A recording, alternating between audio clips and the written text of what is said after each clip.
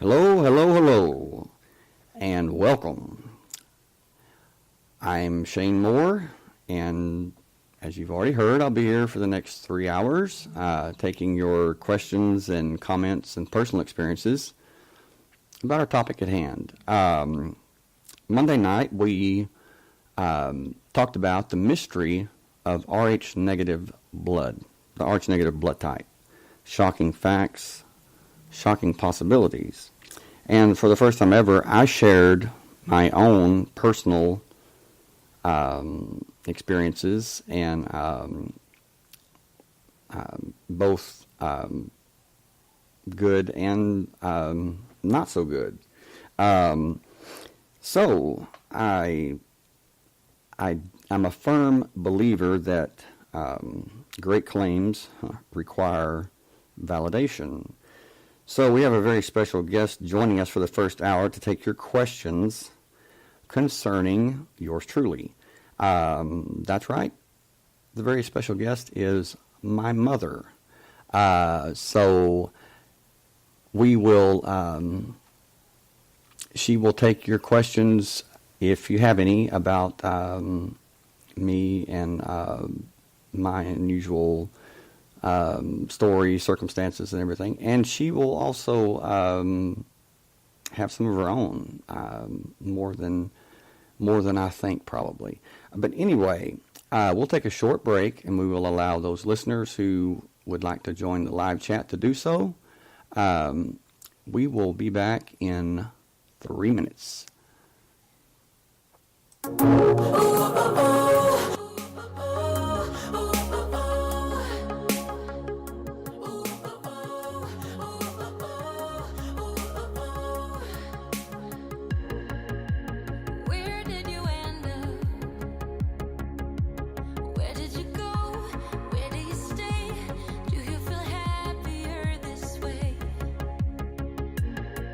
Is this really what you want? Well, if you say so.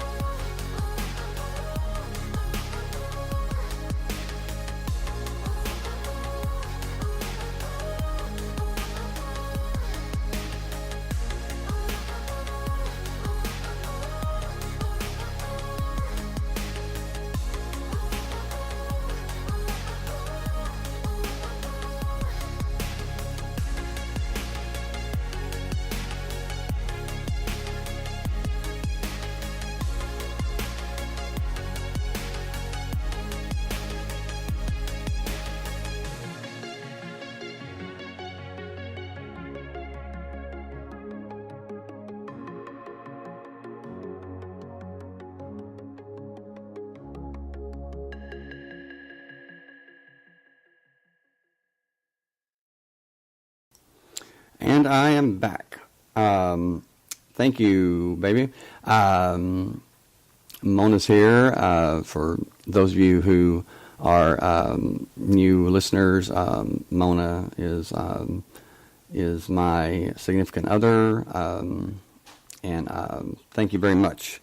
Anyway, tonight is a continuation of Monday night's podcast that we had concerning the Rh negative blood type, and I happen to be O negative with certain other anomalies, you might say. So that's why our first song was creepy. That was the title. Anyway, our special guest joining us is my mother. I'm a firm believer that that great claims require great validation or some validation, and I thought of none other than my mother to answer any questions that you may have about me, about the experiences and the things that I shared. And she can much better tell you things about my life from birth. So would you please welcome my mother and Shirley McElhaney. And Mom, if you want to, just say hi to everyone.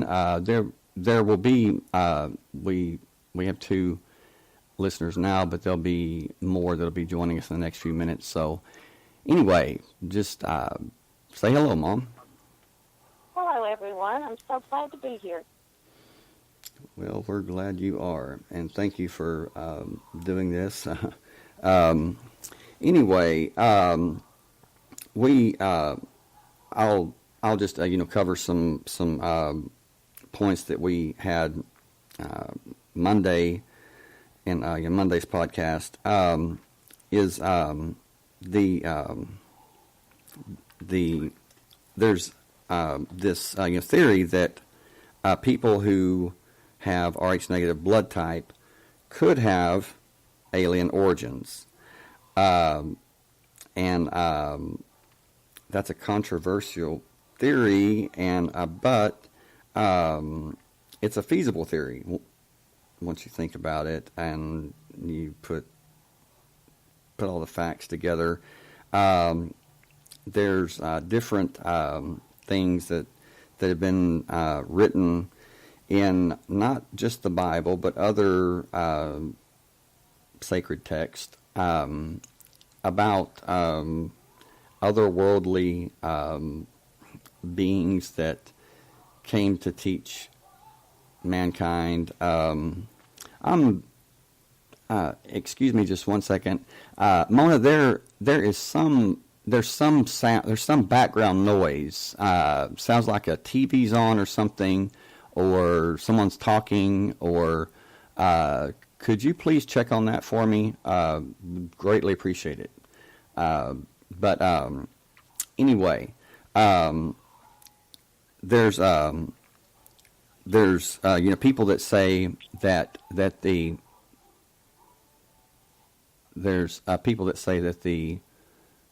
Rh negative blood is a mutation, and that there's nothing about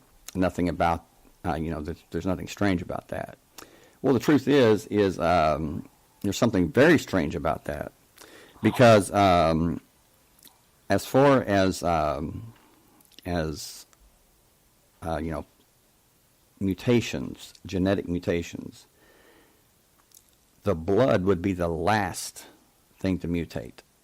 It would be the very last thing to mutate, because if there's a change in a blood type, such as you have an accident and you're given the wrong blood in a transfusion, you die.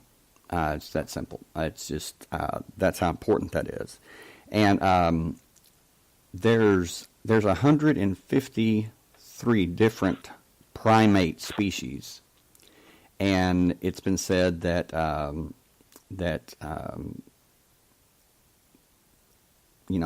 mankind evolved from primates. Well, as far as the Rh negative blood type, there's 153 primate species, and none of them, not one, has Rh negative blood. By the way, the letters RH comes from the rhesus monkey, which was long thought to that man evolved from the primates. So anyway, there are certain traits that people who have Rh negative blood share, and I will get to those later or shortly. And just see, just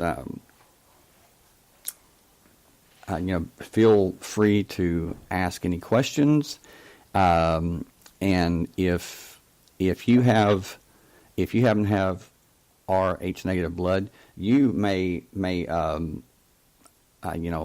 find out, you may learn tonight that that the way you feel, you may feel different. And I'm not just talking about just slightly different. It's not that you feel different, you're different, and you just don't fit in, and it's like you're in this world, but you're not of this world. You feel like you don't belong.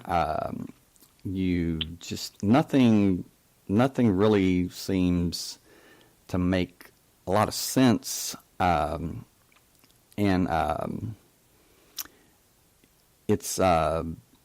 it can be lonely. It can be very lonely. You can feel very isolated until you find out why. And this may be the show that you need to hear. So please don't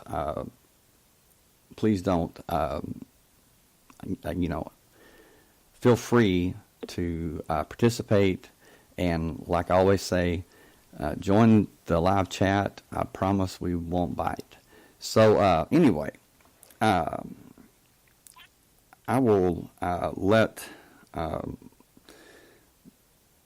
Mom talk about things pertaining to myself after I read these characteristics of people with Rh negative blood.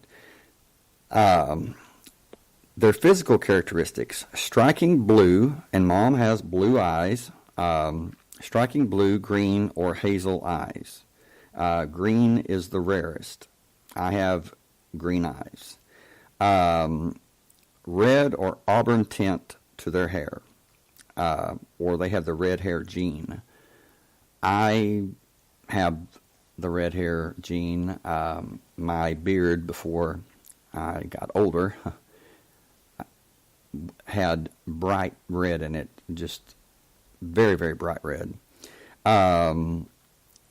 Third is extra rib or vertebrae, and I have extra vertebrae. That's why that I have back problems and back pain so bad. Is spinal column has 32 vertebrae. It's supposed to have 32 vertebrae, and when you have 33, 34 vertebrae, it tends to really, really compress your spine, your spinal column, and painful. Anyway, fourth is sensitive vision, hearing, or smelling.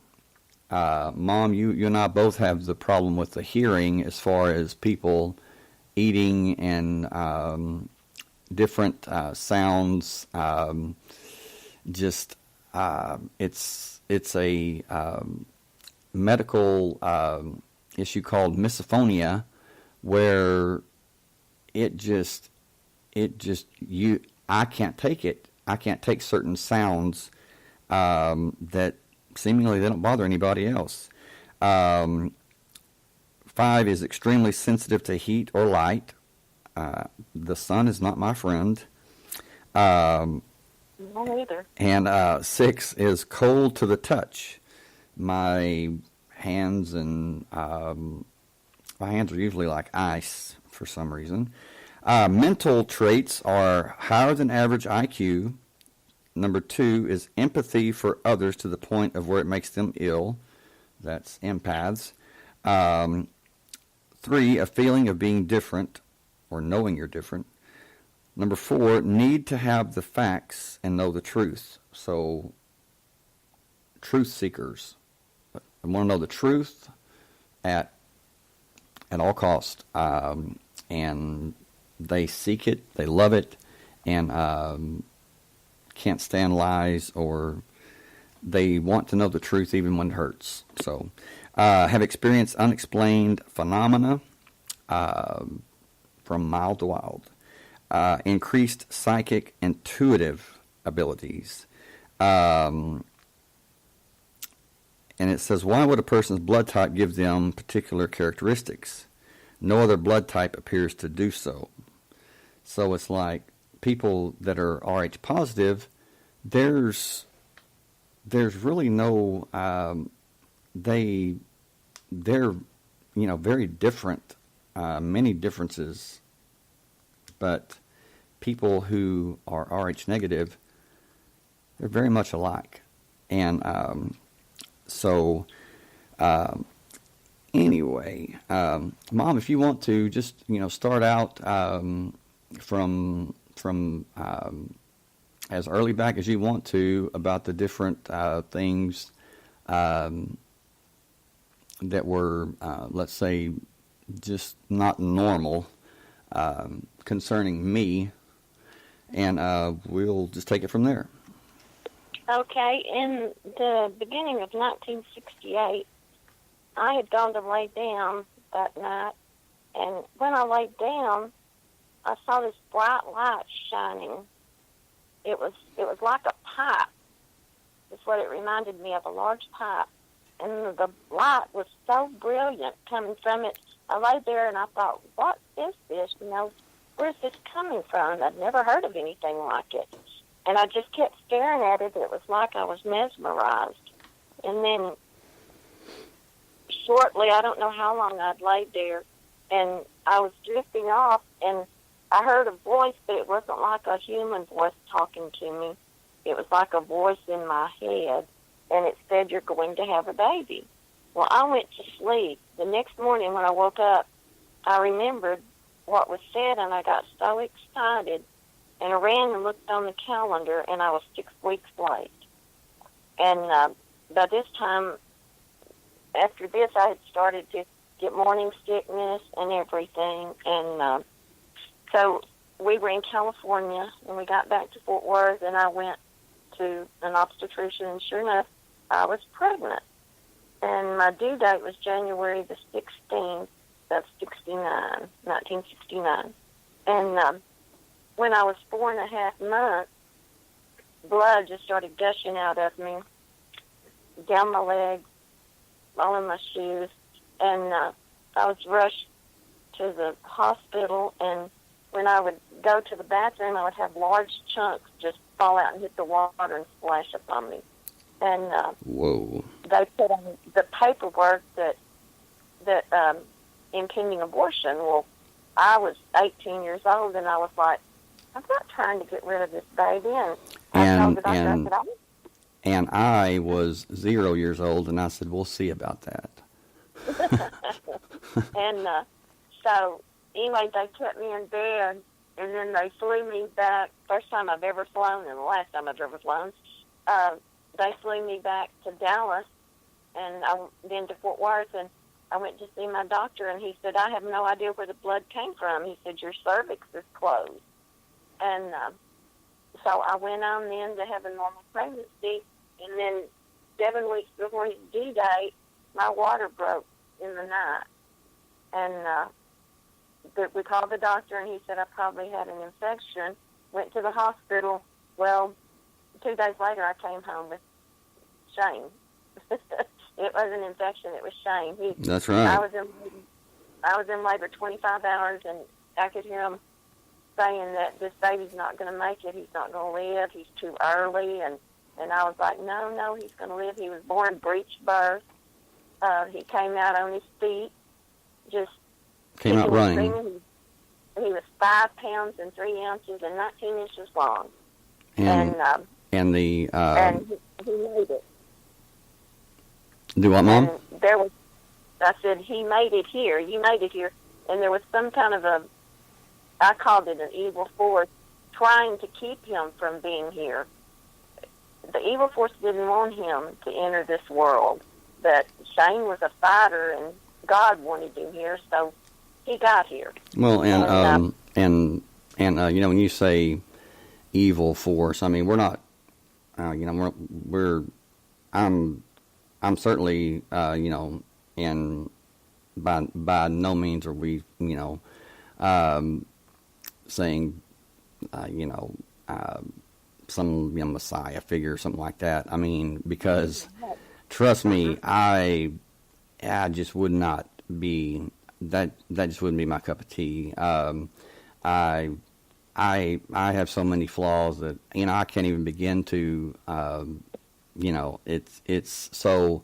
That's the danger of you know, talking about things like this is, you know, when people, when they experience things like this, they automatically want to, or they jump to the conclusion that they must be, you know, superior to everyone, and they're here to instruct everyone and or to save everyone, and that leads to cults. That leads to you know, abuse and deception. And so I just want you to know that that is not the case here. So anyway, I just want to make that loud and clear that delusional is something that I'm not suffering from. So I'm just like anybody else. So anyway, go ahead, Mom. And Shane was always caring, and he loved old people. He always wanted to be around old people. He didn't really care about being outside. He wanted to look at encyclopedias, books was his thing from the time he was 2 years old. He couldn't even read, barely talk, but he would take those books, and it was like he was memorizing them. He just went from page to page to page, and he loved it. You know what is weird is, or what's strange, and it does make sense. I mean, if you think about it, if the Rh negative blood type, which by the way, for you know those of you that weren't here for you know Monday night's show, it appeared seemingly out of the blue around 35,000 years ago, and up until 35,000 years ago, which is a very, very short time. I mean, it's like yesterday in the you know, history of the world. I mean, when you think about it. And by the way, yes, I am a Christian. I'm not the traditional Christian. I am not religious. I'm spiritual. And I'll just say it now. I do not believe in the 6,000 year-old age of the earth. I believe that is that's an error. The earth has been here for you know, billions of years, and it is my opinion that this is not the first time. This is not the first cycle. When the Bible, for instance, talks about Adam and Eve in the beginning, I believe that there's been previous cycles, previous beginnings, and 5 to be exact. And matter of fact, I was shocked when I learned in the original Hebrew, when it says in the beginning, it in Hebrew it says in a beginning. God created the heavens and the earth, and so there you go. And that's something that is just that has been very, very interesting. One thing is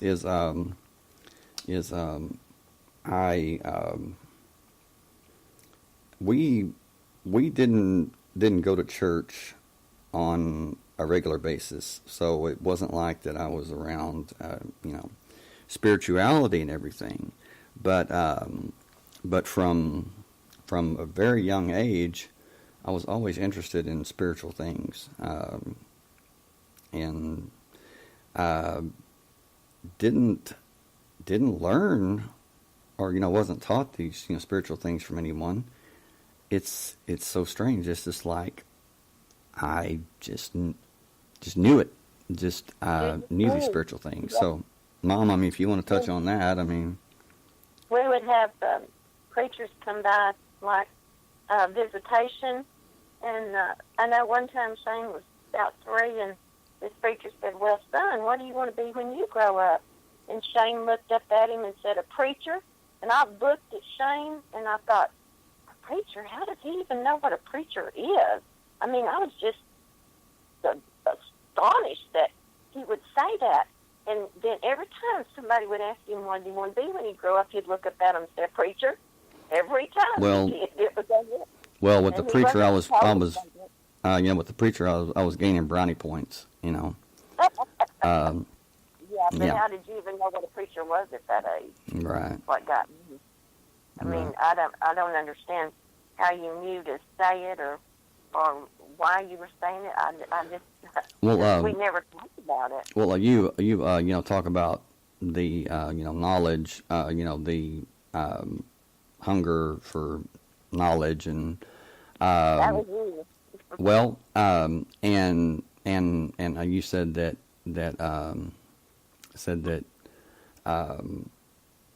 you just said it, and I don't know exactly what you said, but or how you said it, but you that I was that I enjoy talking to older people. Yes.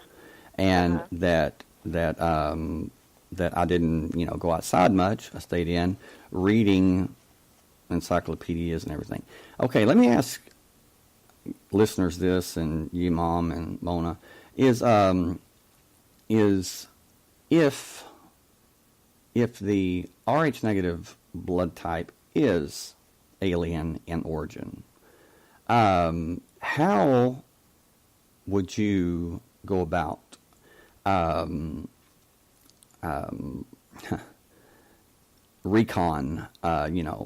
reconnaissance mission for how a world, or how a species, how society works and everything? Would you not try to soak up as much information as you could in the time that you were there? And I think that's pretty it's pretty telling when a child doesn't enjoy playing with or doesn't enjoy playing, but rather enjoys deep conversation, and not with children because they wouldn't understand, but with old people who have experience, who can tell their experiences.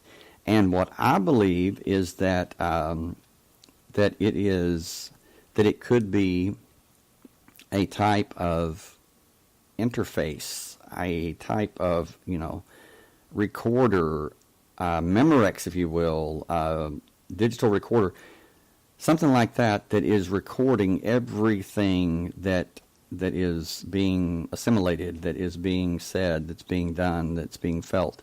And to a certain extent, I believe that that's the case with everyone. But with Rh negative people, it's much more intense. It's much more detailed. One thing about me is when I experience something, it's either not at all or it's 100%. There's no middle ground. There's no halfway. It's either all or none. And I know. Go ahead, Mom. I know one thing with you is you always wanted to know the unknown. If there wasn't an answer for something, you wanted to find out why. Well, my view on that is if it's already known, then why bother with it? I want to solve the unknown because if it's already known, you know. You were like a little old person. Mona says, as a parent and the child, I'd want to know initially what's wrong with me or with my kid. Why isn't he, she behaving like a normal child? So I would research in hopes that I can find answers. Well, that's good. But to me, I mean, you know, it wasn't that you wasn't acting like a normal kid. You were acting like yourself, is what I thought. Right. I mean, who's to say what's normal and what's not? Well, right. And, well, I mean, she's not saying normal as in, I mean, she knows how weird I am. That's why she chased me till she caught me. I just thought that was your personality, you know. Right, right. I wouldn't shrink with it and something like that you were different. You right. wasn't different. Well, yeah, well, I think that would be pretty, you know, when we get further into it, I think that it would be, I was pretty much different from, you know, kids that that enjoyed, you know, playing with toys and stuff, when I would rather be reading about events in history and outer space and how the you know, universe works and how the mind works and so. And in fact, I don't know if you remember it, but when you were in 4th grade, you was awarded the Texas Reader at Casa Manana in Fort Worth. Right. Because you had read so many books out of 4th grade, it was unreal.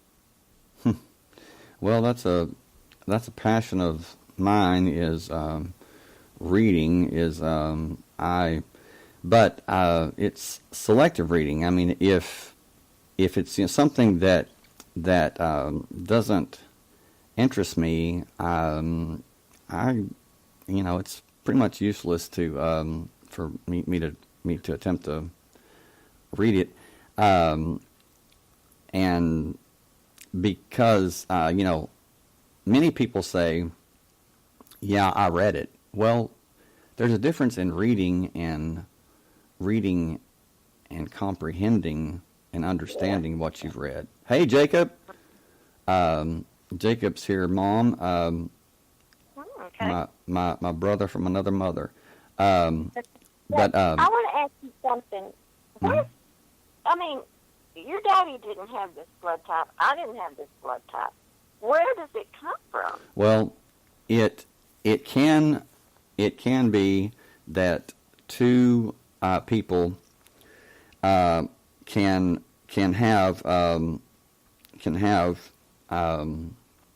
be Rh positive, and they can have a negative because each person has their blood type that they received from their parents.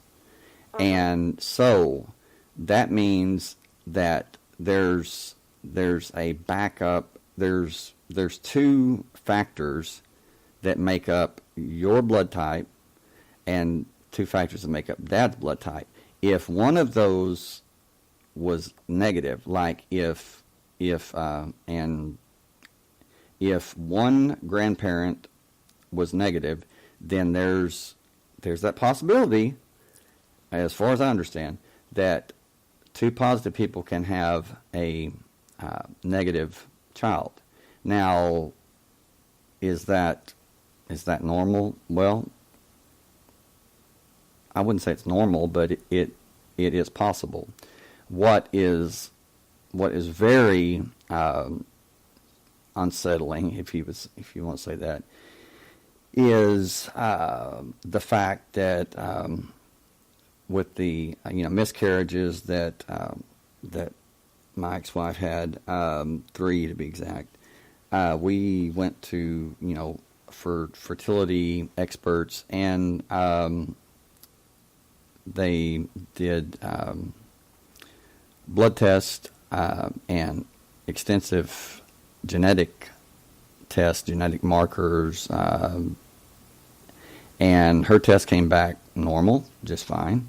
My test came back, and they said, we're going to have to schedule you another test. This test has been compromised in some way. And so, compromised, yes, it's been compromised. Don't know how, but this test has been ruined, so we're going to, going to retest you, and come back in a week, and we will unseal the envelope. And so we were sitting there, and second test, and the main doctor, or panel, or husband and wife fertility doctors and their nurse, and he opened the second test, and when he did, the nurse just went and jumped back. They all jumped back, and I'm telling you, I don't know what they saw. Of course, they can read the code. Yes, Jacob. It's like a recessive gene. Thank you. Yes. But it's like they saw something. They could read something, and they saw it loud and clear. That absolutely, it scared. I mean, it scared them. I mean, they were the whole atmosphere changed, and the nurse was she was looking at me. Her eyes were like saucers, and they were looking at me literally like I had just changed before their eyes. Like, what are you doing here? And I'm thinking, what's going on, And so, like I said, Monday night, the main doctor, he said, your test results are the same. And he said, I don't know what to say. He said, and I said, well, what happened? And he said, nothing. He said, you just have a rare blood type. And I said, no, I saw her reaction. I said, I saw all your reactions. I said, you wouldn't have that type of reaction for just a rare blood type. I said, what's the deal? And he said, well, give me 30 minutes. He said, we have a mentor in Chicago that's a genetic expert. And he said, I'm going to fax, this is back in 2002. He said, I'm going to fax your test results to him. So he came back 30 minutes later, make a long story short. He came back 30 minutes later, and he said, I don't know what to say. He said he thought that we were playing a practical joke on him. He said he called and said, that's a good one. That's a good one. Said, you almost had me. And he said, it's not a joke. He said, the test results of the man that you have, he said, is sitting in my office with his wife right now. And he said that the expert said, if you're telling me the truth, he said, if you're being honest with me, he said, then the man sitting in your office is not a man. Now, when he told me that, I'm like, okay, where's your exit? Because, I need to get out of here, because this is like weird. And the way they were acting was like, I wasn't being threatening or anything, but they were scared. I mean, they kept their distance, and I said, I said, so what was the problem? I said, what's going on? And he just kept just beating around the bush. He just would not be. And so I just drilled him until he finally said, okay, the truth is he said, there is, he said, the expert, and he says, and I myself, he said, there is no biological, scientific, or medical way that you could be classified as a human being. And I said, well, I've always known I was different. I said, so that explains a lot. And he said, you're no doubt part human. And I'm thinking, okay, where's the hidden camera? Because this is, he says, you're no doubt part human. He says, because, you're here and everything. He says, he says, but your genetic markers, he said, your genetic makeup, he said, it's, and this is, I'll swear on a stack of Bibles. He says, your genetic markers, your genetic makeup, he said, there is no possible way that it can be human. And I said, so what are you saying? He's saying, I'm saying that you simply should not be. You should not exist. You should not be here right now. And I said, well, sorry to disappoint, but I am. And so my wife, when the doctors and the nurse were talking, she leaned over and she said, I think we better leave. She said, I'm feeling very uncomfortable. And I was feeling pretty uncomfortable too. And I told her, I said, I think we need to leave too. I said, it wouldn't surprise me if, and it literally would not have surprised me if, guys in hazmat suits with rifles came in and said, come with us, I'm serious. I mean, that's how strange it was. So I looked at the doctor and I said, so what you're telling me is I can't have children. And he says, no. He says, you can have children, but only with a woman like you. And he said, and that would be like finding a grain of sand. He says, one grain of sand on all the beaches of the world. And I said, so you're basically telling me I can't have children. And he says, well, it's not impossible. And I said, well, that's pretty impossible. So we left, and 3 years later I called because I had been researching this, and I have been since 2002, and I asked for my medical records, like I said, 3 years later, and was told that they had been destroyed. And I said, destroyed? Don't you keep the medical records for 7 years? Well, yes, but there was an error and your records were destroyed. And I said, well, how does that happen? Well, we really, we don't have a record of it. And so, dead end there. I think what the message is destroyed meant confiscated, or destroyed meant archived somewhere as strange, different. So I asked if when we were there in the doctor's office, I asked him if I could see my test results, if I could read what I could read, and he said yes. So he gave it to me, and it said blood type O negative, O Rh negative, and it said origin unknown, and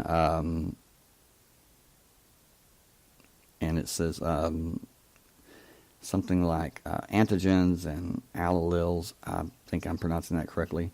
It says anomalous.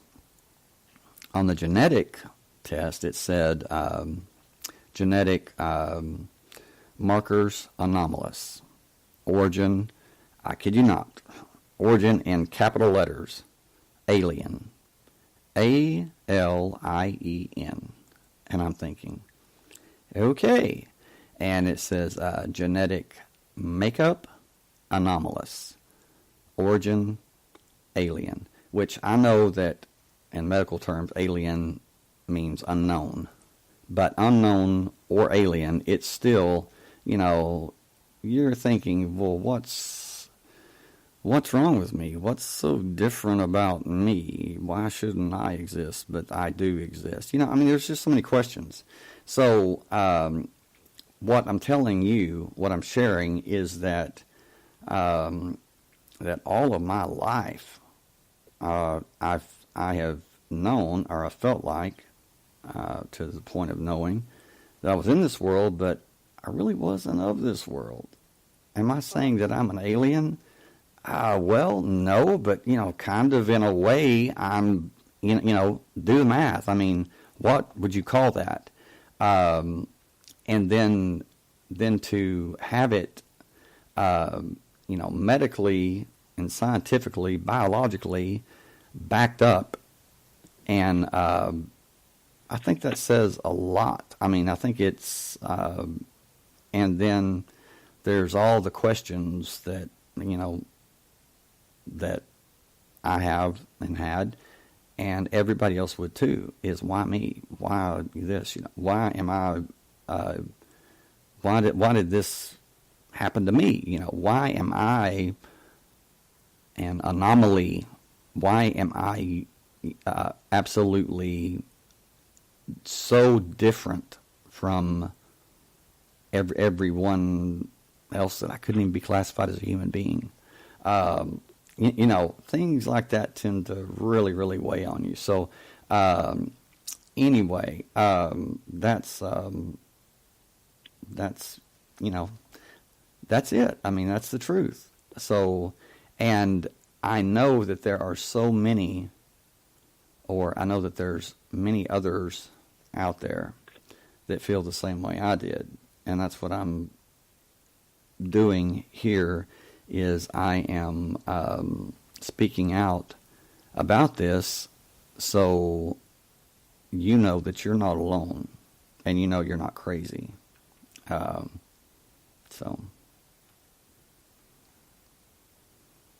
But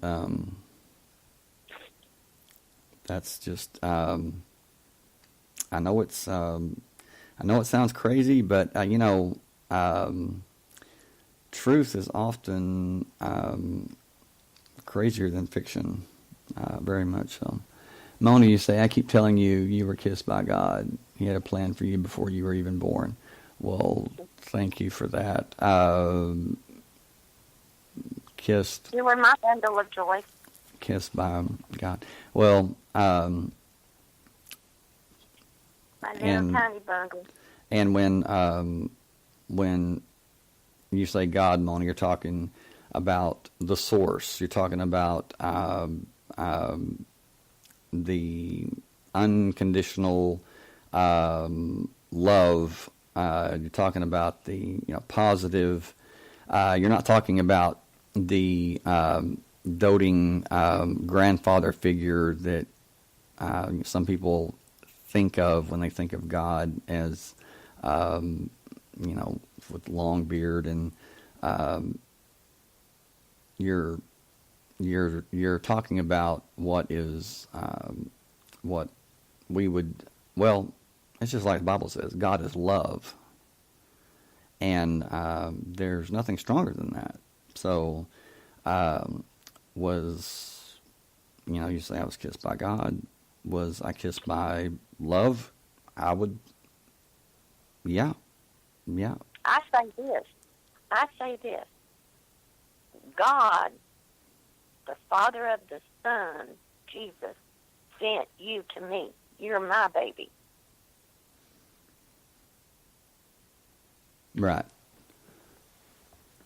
Right. Yeah. Mona says, laugh out loud, not the religious God, my spiritual father, God, creator. Absolutely. That's what we're saying, is we're not talking about the God that Michelangelo painted, and that's something else that I've always had a problem with, even as a child, is these pictures of Jesus, It's like, okay, it's like, I don't remember reading where Jesus sat down for a portrait session, I don't remember, what I remember is God, the creator, the source, saying, you shall not make any image, any graven image of me. But what do people do? What do churches do? They've got these things hanging up. They've got statues. They've got pictures of who? It's not Jesus. It's not God. I mean, but why do they do it? Well, God is the creator, so spiritual. God is spirit. God is spirit. Jesus said God is spirit, and those who worship him must worship him in spirit and truth. So why does so many churches, portray God as a man with, a long beard, long gray beard and everything? It's because God made man in his image, but man has pulled God down to our level. But, too, they always feature God as white. They don't know that God was white. They don't know what color he is. Well, as far as that, as far as that goes, Middle Eastern, Israeli, he certainly wouldn't be like Casper the Friendly Ghost like I am, But he might not have any color. Well, right. So and that's what he looks like. That's, right. And that's what I'm saying. My theory is that's why God, the source, the creator, said, don't make any, graven image of me, because you don't know you can't comprehend what I am. You can't comprehend how I look. But you did hit the nail on the head when you said you were Casper, because you are definitely Casper. Oh, I glow in the dark. Mona has to cover me up. You are so white it's unreal. Mona has to wear sunshades when she's around me, or she'll get burned by the light. Well, you'll get burned. The sun is not your friend. Oh, I know. Never has been. As a matter of fact, I'm glad you said that, Mom, because it's all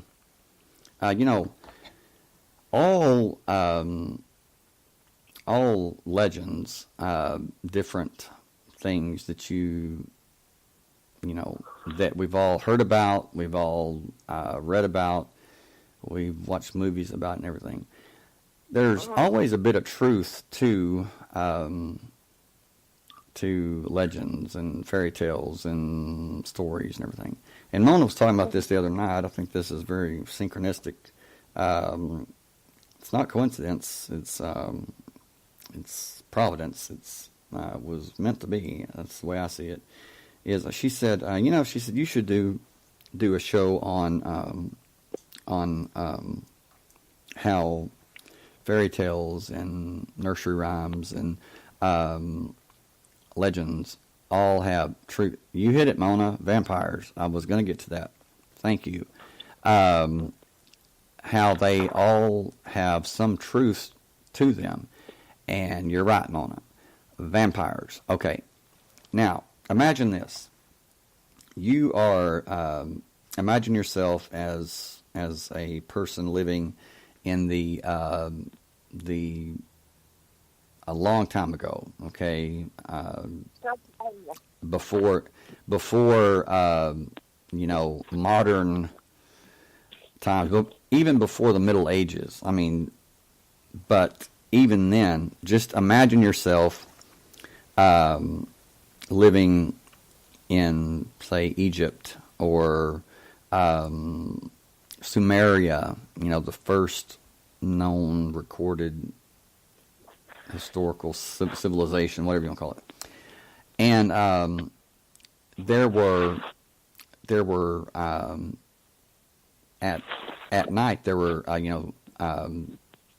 there were creatures, or there were people who came out at night, but they were in they were very pale. They only came out at night, or they were wolfmen, or they were werewolves, or vampires, or whatever. And the truth is if you were that pale, you would not.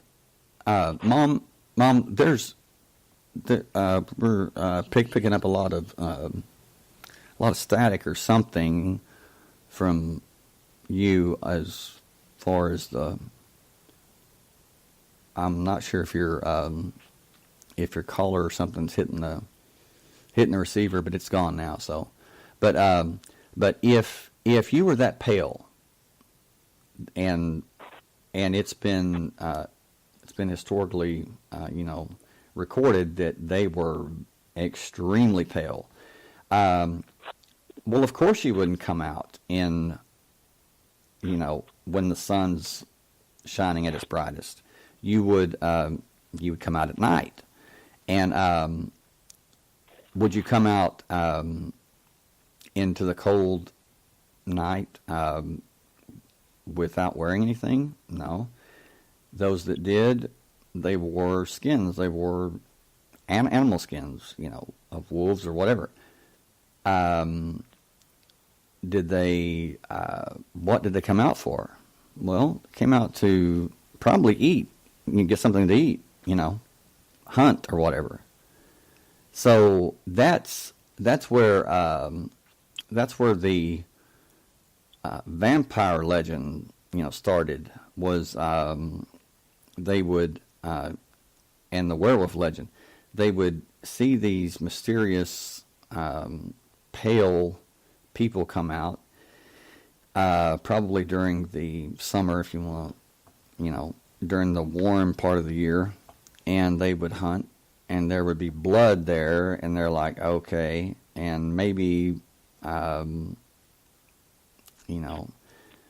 it just happened to be that things just added up, and stories got started.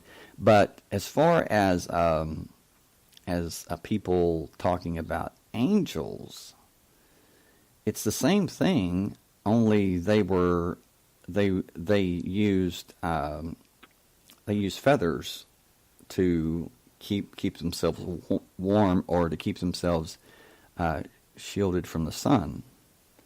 Because in the Bible, every time that angels are mentioned, they always appear as a normal man.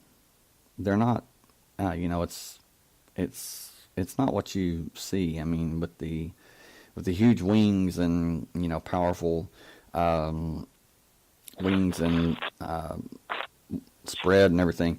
So, but anyway, yeah. Jacob, you say I'm white in the winter, brown in the summer. I'm white all year round, every year. You're part Native American. Well, that explains it. Yeah, you go. But anyway,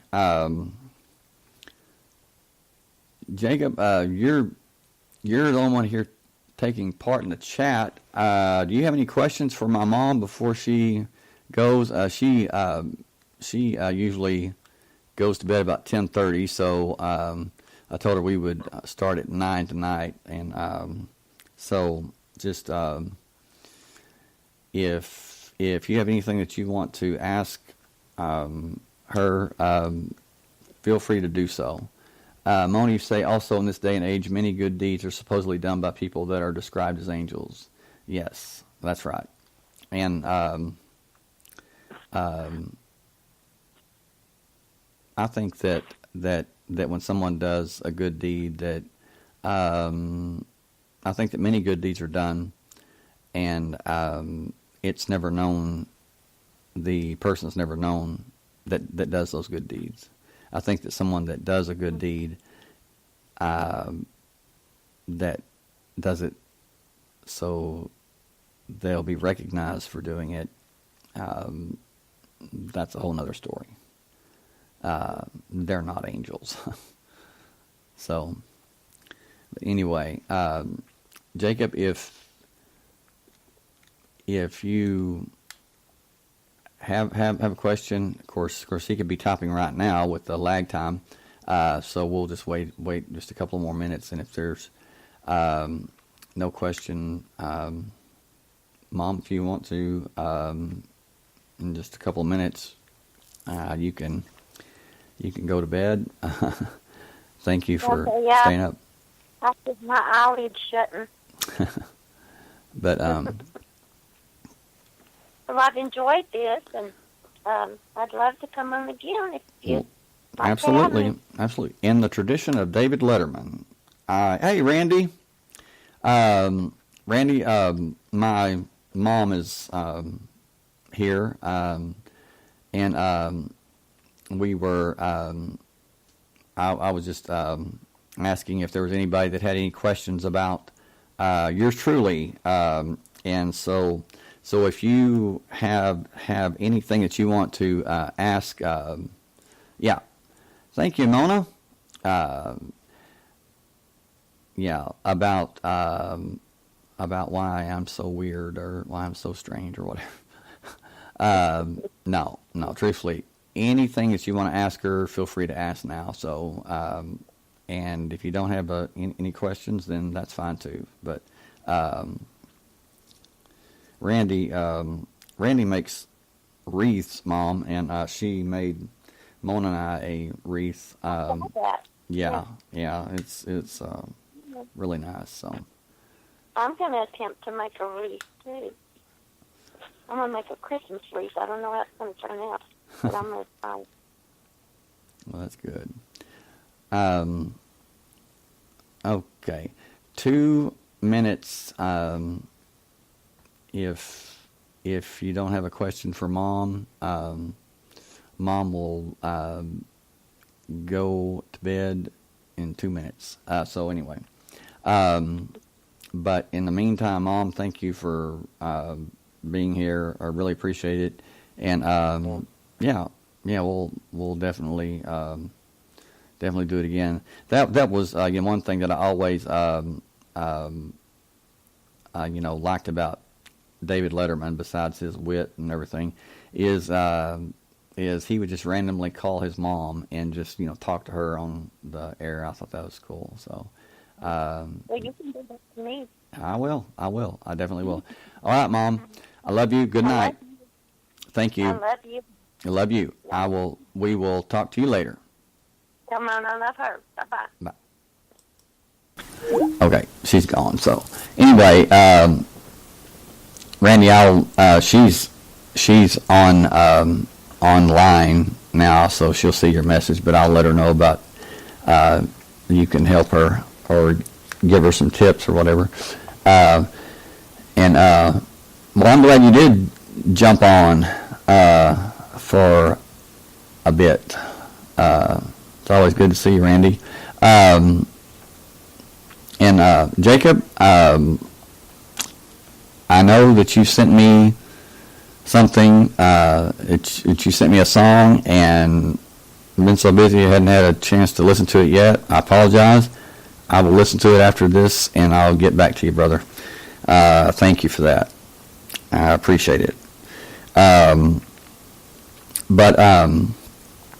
Anyway, that's something that is really important. I think is that Randy, there is you're just you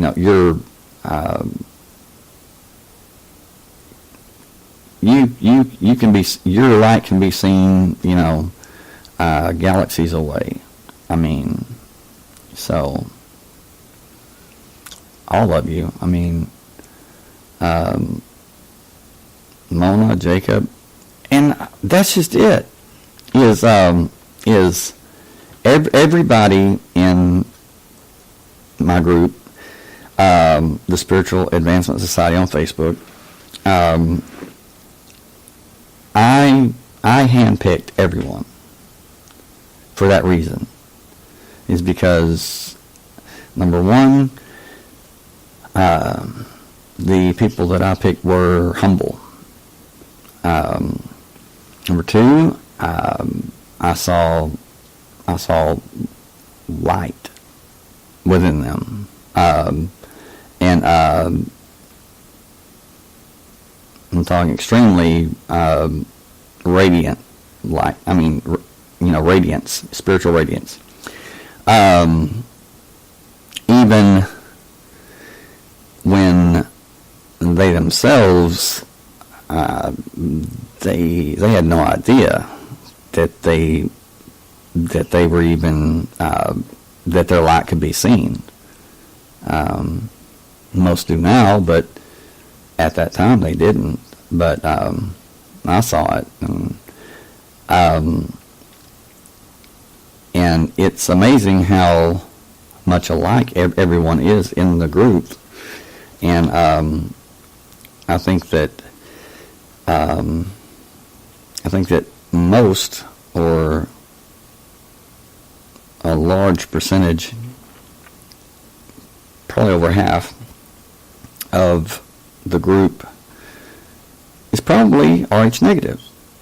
Those that are RH positive, like Jacob said, they have the recessive gene of the RH negative. Now that gets into the question of is it physical or is it spiritual? Does the physical affect the spiritual? Well, it's my opinion that that the physical does not affect the spiritual, as far as our bodies. Now, our actions, that what we do with our bodies affects the spiritual, but our bodies themselves, I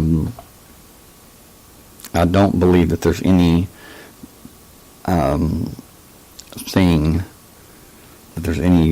force that affects the spiritual.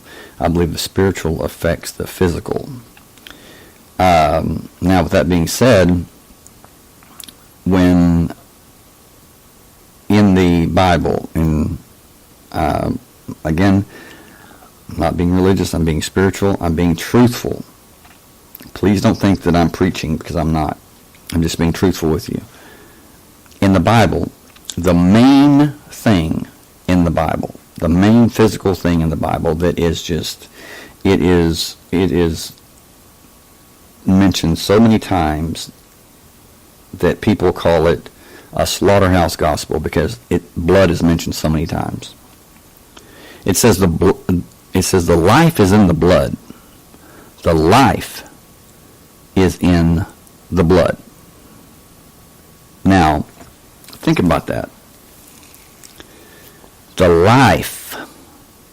Well, back at that time, what was life?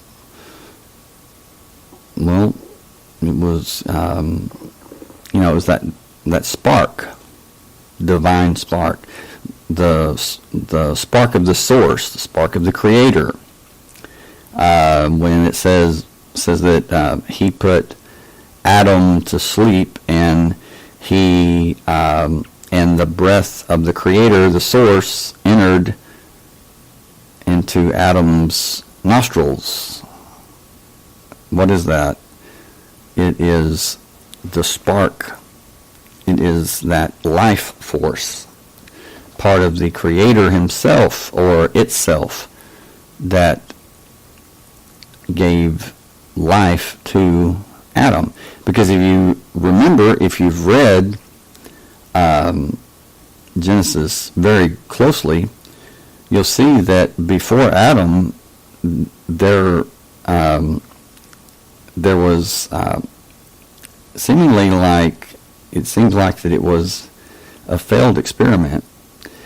Man was made, but there must have been something wrong, because it says it was created, but you never hear anything else. And then it's like second,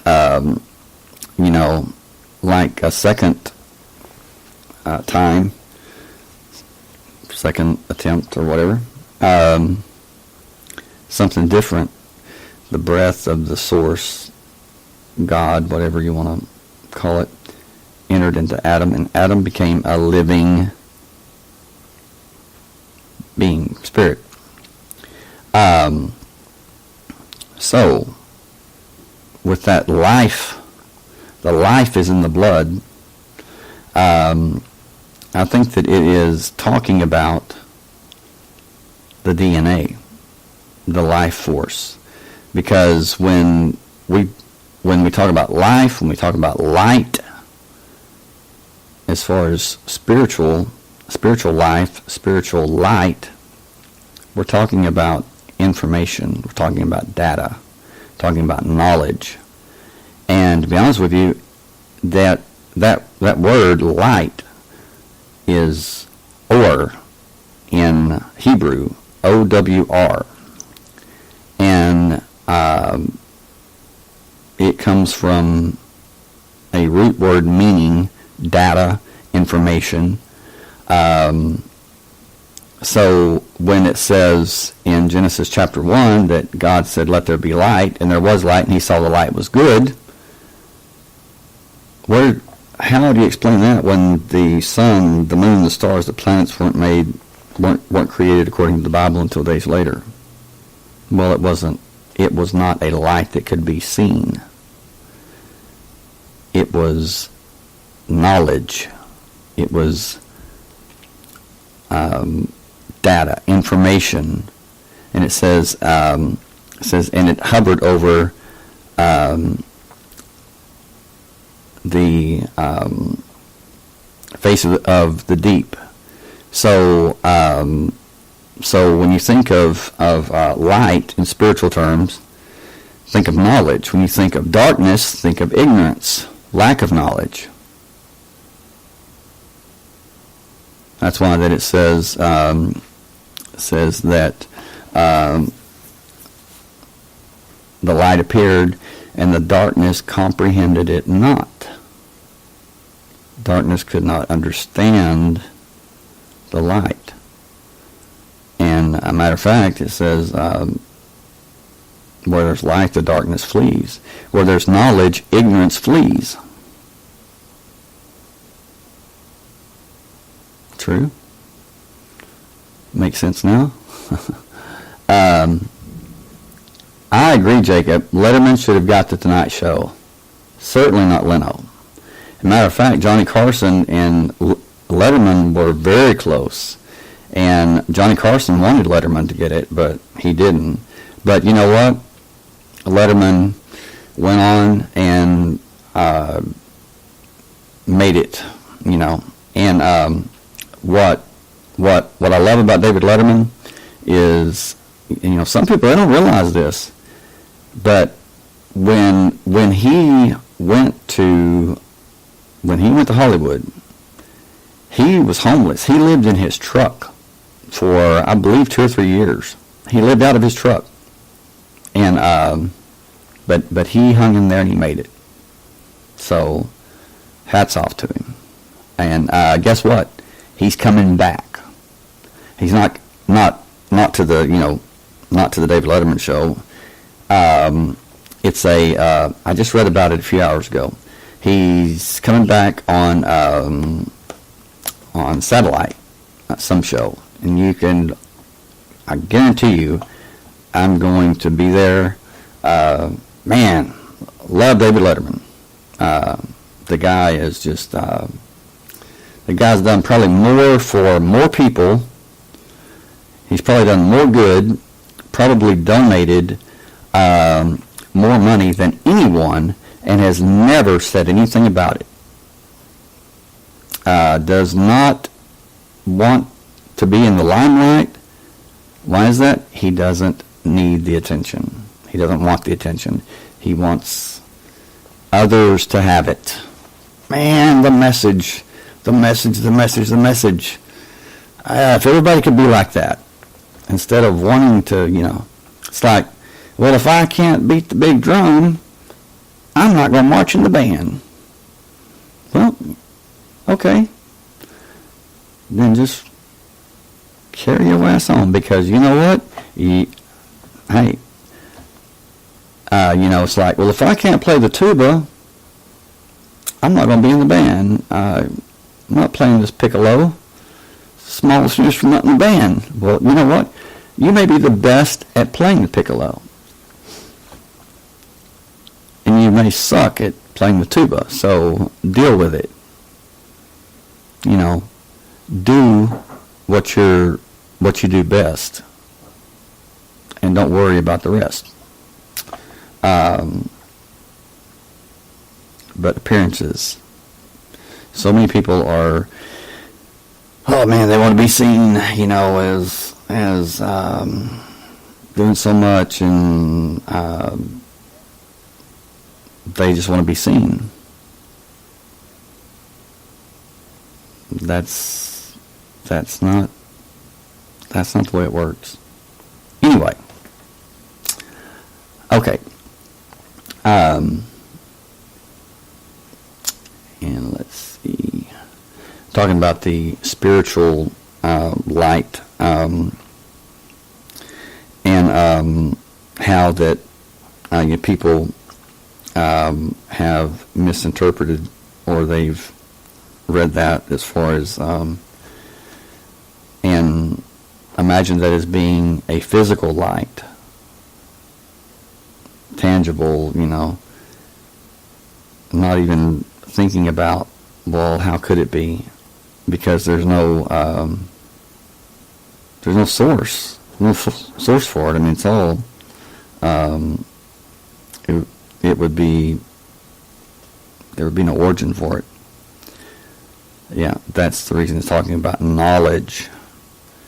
It's talking about order. And also, it has been said, now, I don't know this, there's no way to prove it, but it's been theorized that Adam, Abraham, Moses, the prophets, even Jesus himself, some say, had Rh negative blood. Now, does that mean that everybody else is, lower or what? Of course not. It just means that if that is the case, it just means that there's something. Yes, absolutely. Because when you read the Bible, Jacob, you said God is big on genealogy. Absolutely, because when you read the Bible, I remember reading it as a kid, and I wondered why there were so many. And he begat, and he begat, and he begat, and he begat. And I'm thinking, why is this? That's why. And it would make sense if it was a different bloodline, or if it was a new bloodline, a new type of blood.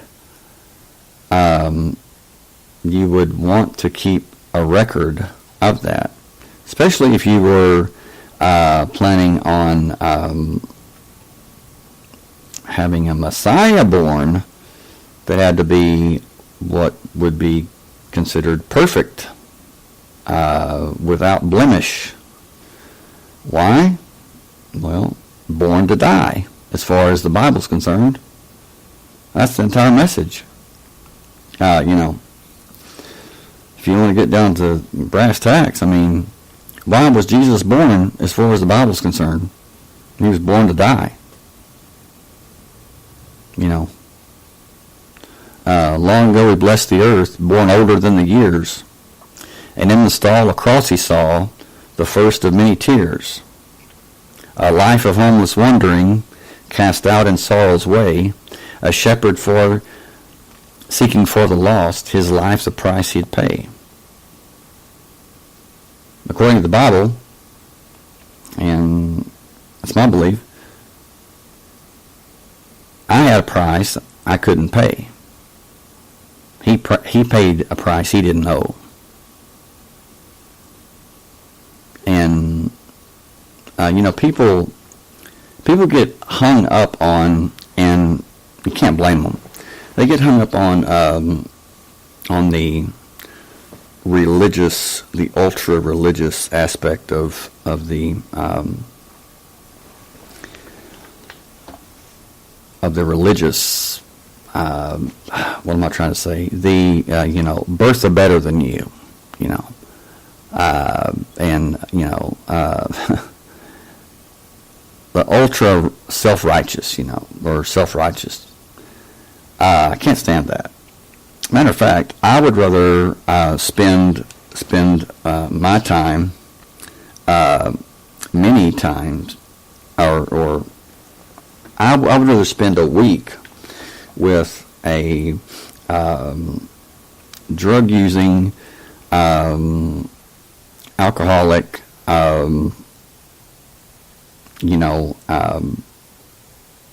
person that's not religious than to cross the street with a self-righteous, pompous, fake, someone that's just putting on the show.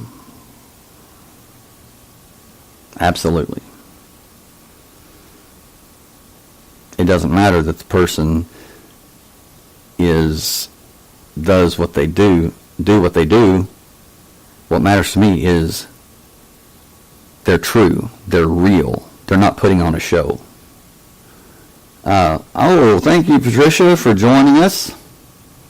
You have nothing to be sorry about.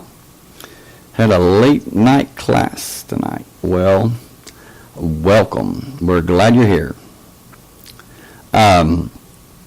But that's it.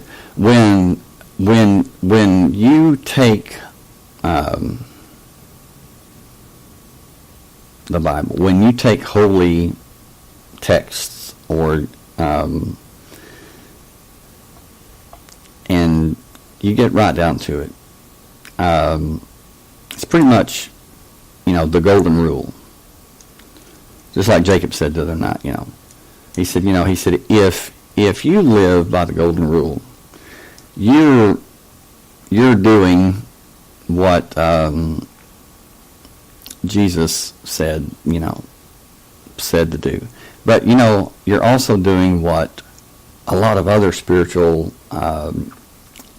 when you get right down to it, a lot of other spiritual systems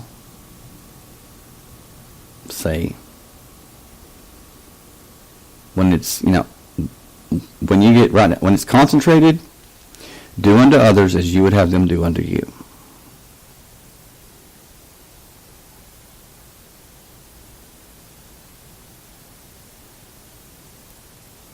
That's pretty simple.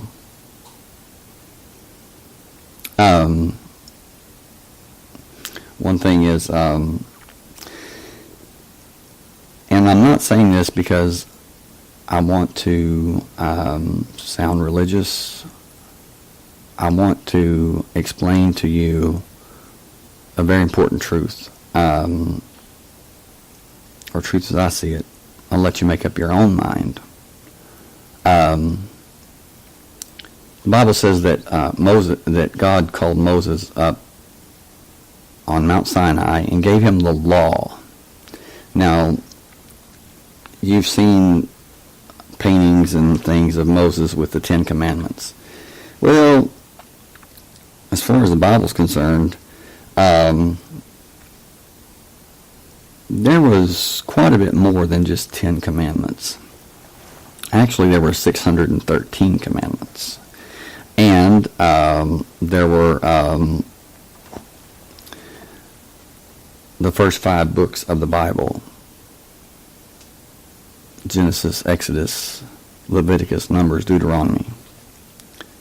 So when you see Moses carrying these two huge granite, 180 pounds apiece down the mountain.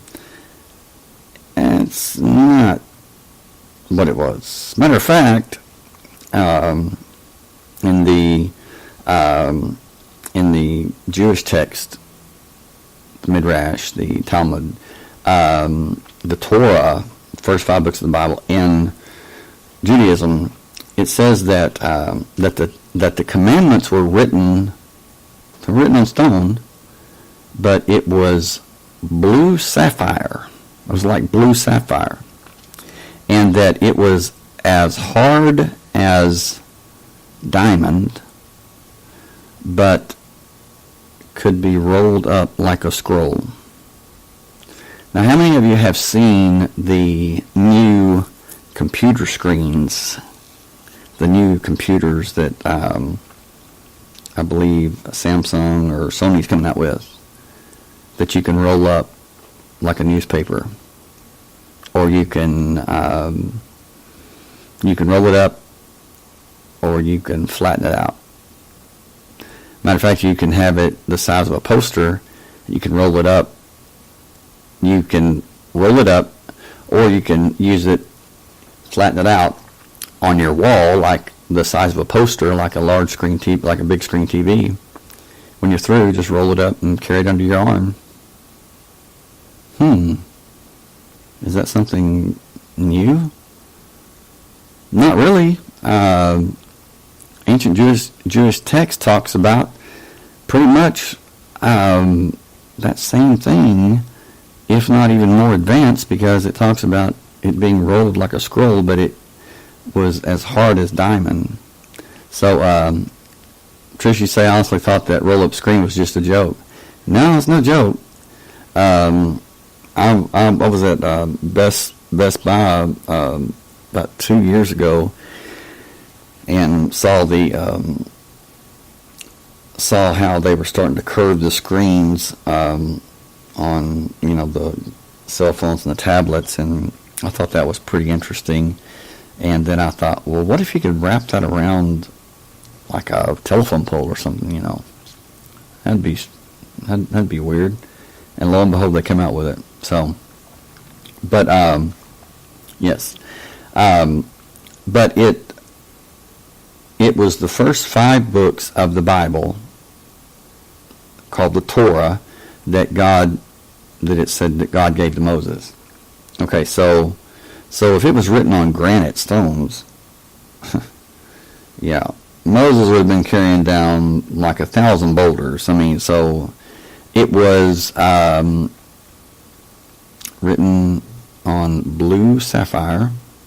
Matter of fact, it says that when Moses came into the presence of God, that he looked down and he was walking on what appeared to be blue sapphire, a substance that was blue. It was transparent like blue sapphire. And so how was he able to carry the stones, or the stone down, or the 2 stones down? Because, Moses just, he's a human being. I mean, he's not some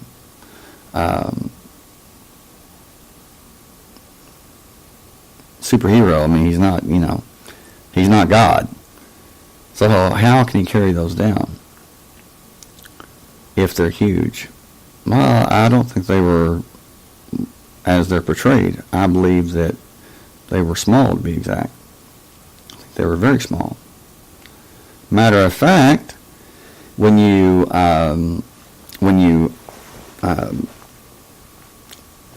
find out the truth that it was the first 5 books of the Bible were given to Moses in a continuous strand of letters and symbols and characters, whatever language it was in, a continuous strand without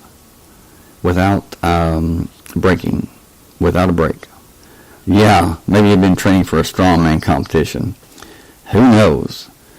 he was powerful enough, yeah. Any guy that can,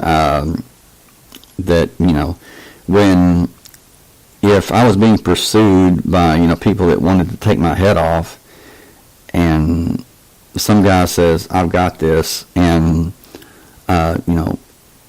parts a sea, I'm going to be like, dude, I was with you all along. You rock. Would not want to get on his bad side, I'll tell you that. So it says that Moses was given the law, the first 5 books of the Bible, in one continuous strand, and it's something like 324,000 some odd characters or letters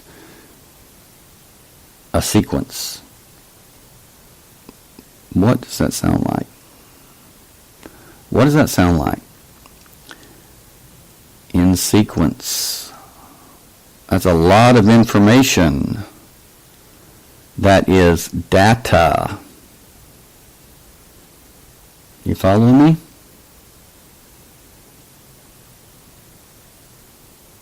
That's data, that's knowledge, that's information given in an unbroken sequence. What are you listening to this on right now? What do you carry with you every day? You carry a cell phone. What do I believe the law was given to Moses as a program? It's written on blue sapphire. It's written on a precious gem. What do computers run on? They run on gold and precious gems, rubies, small diamonds. Do the math. But again, make up your own mind. When you look at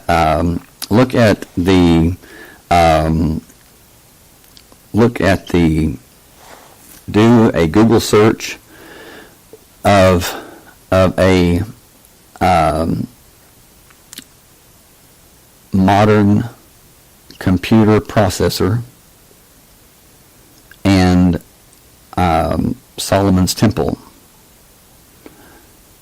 And even more than that, do a Google search of the temple at Edfu, EDFU. No offense.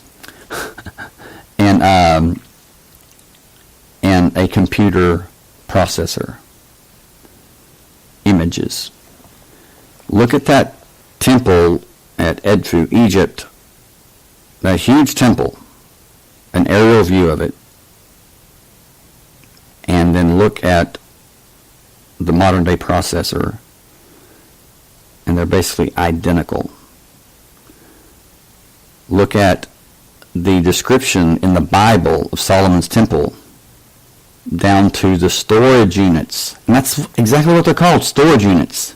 Storage units, but they say to store grain, to store, bread, wheat, things in. But storage units.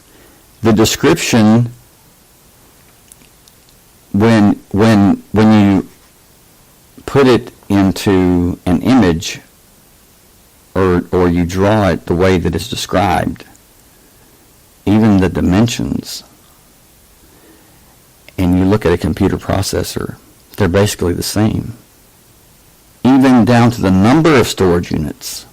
So how do you explain that? It's like Jacob said the other night. Sherlock Holmes. And Jacob, if you could repeat that so I don't mess it up, I'd appreciate it. Something about when you've exhausted all other possibilities, and the only thing, the only thing you're left with has to be the truth. So, Patricia, you say, wasn't that the same situation with the apple in Eden? Well, okay, hold on. A constant wave of information all of the learning at once.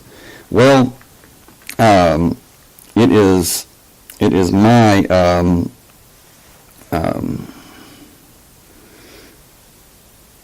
it is my opinion that that when it says, it doesn't say apple. It says forbidden, or it's forbidden fruit, which let me get to that real quick, so I'll be sure and not make a mistake there. As far as what I quote to you,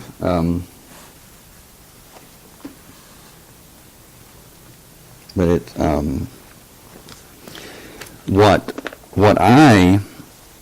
it's my opinion that Adam and Eve,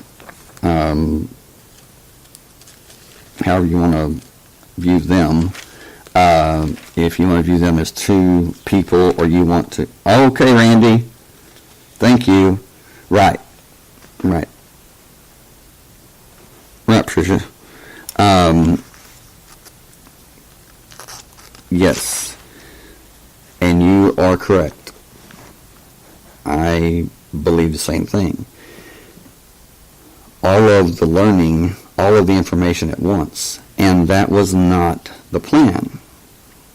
It was not intended for them to receive everything at once, because, let's face it, they weren't ready for it. They couldn't handle it. It would be like plugging into, a 110 power cord to a nuclear power plant. Boom. You're going to destroy yourself. But why did they do it? Well, they were pride. They wanted all the knowledge, and they wanted it then.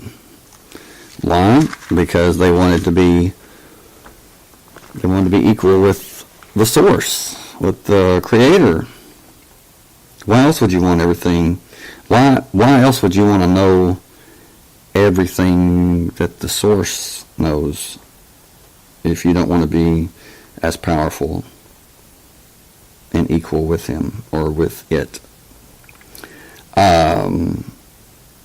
So it says, the serpent was more crafty than any beast of the field which the Lord God had made, and he said to the woman, as God said, you shall not eat of any tree of the garden.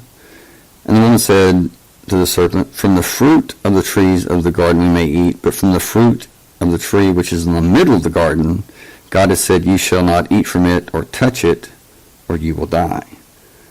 Now, she lied.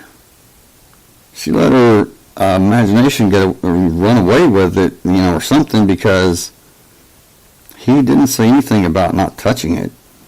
He just said, don't eat it. Don't. But anyway, she said that. The serpent said to the woman, you surely shall not die. For God knows in the day that you eat from it, your eyes will be opened, and you will be like God, knowing good from evil. He wasn't lying. Believe it or not. He was actually telling her the truth. Why would he do that? Well, because in that case, he knew what she wanted. She wanted knowledge, and if he had, the truth was better than a lie. So that's why he told her the truth. When the woman saw the tree was good for food, and that it was a delight to the eyes, and the tree was desirable to make one wise, she took from its fruit and ate, and she gave also to her husband with her, and he ate. And the eyes of both of them were opened, and they knew that they were naked. It says they sewed fig leaves together and made themselves loin coverings. This is all, in my opinion, this is all allegory. This is all metaphorical, with deep, deep spiritual truths. Okay, Patricia, you say still have yet to read the Bible, so I had no clue about that. Okay, So, no clue that they were told the truth. Yes. Now, that's it's kind of like a rarity there, but it's like I said, the truth served served much better than a lie would have. But so when they ate of the fruit, their eyes were opened. Now, if you want to obtain true knowledge, the best way to do it, or hidden knowledge, and occult means hidden, so, does occult mean bad? No, it just means hidden. And it's often hidden in plain sight. You say, I was always told that Eve messed up and was just tempted, not that she was told the truth. Where the hell have I been? Well, now, wait a minute. Wait. She was told the truth. She did mess up. She messed up because she wanted to be equal to the source. She messed up because she ate of the fruit. The serpent said to the woman, you surely shall not die. He lied to her there, but he told her the truth. For God knows in the day that you eat from it, your eyes will be opened, and you will be like God, knowing good and evil. What happened when they ate of it? Well, as soon as they ate of it, they began to die. So they knew that they'd been deceived in that part. But as far as their eyes being opened, knowing good and evil, they knew it. They knew it. Their real eyes, they realized that they had real eyes, spiritual eyes that were opened, and they just weren't experiencing the good, just seeing the good. They were like God, knowing, experiencing good and evil. And at that point, they began to die. Now, I'm not saying, instantly dying. No, but, it took a long time. I mean, I think Adam lived like 900 and something years, it says, but nevertheless, he did die. Now, it says, and they heard the sound of the Lord God walking in the garden in the cool of the day, and the man and his wife hid themselves from the presence of the Lord God among the trees of the garden. Now, think about that. It says God is spirit. Man was created in the image of God, so spirit. How can you hear the Lord God walking in the garden in the cool of the day if he's spirit? I think that's a pretty good indication. That's a pretty good message. That's a pretty good indicator that they're not talking about physical. They're not talking literal. They're not talking literally. They're talking metaphorically. Because at that point, Adam and Eve, if it was, two people, or if it was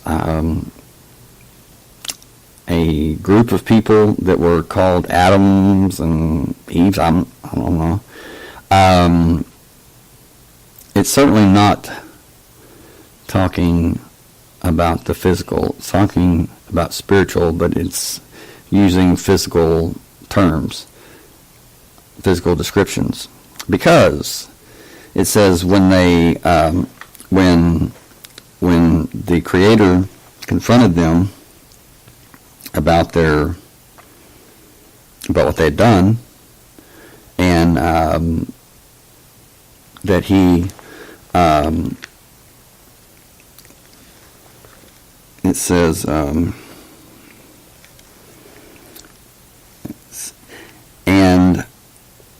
the Lord God made garments of skin for Adam and his wife and clothed them. Okay? Think about that. He made garments of skin for them and clothed them. Up to that point, they were immortal. They were spirit. They were made in the image of God. They didn't have any idea what death was or dying would be.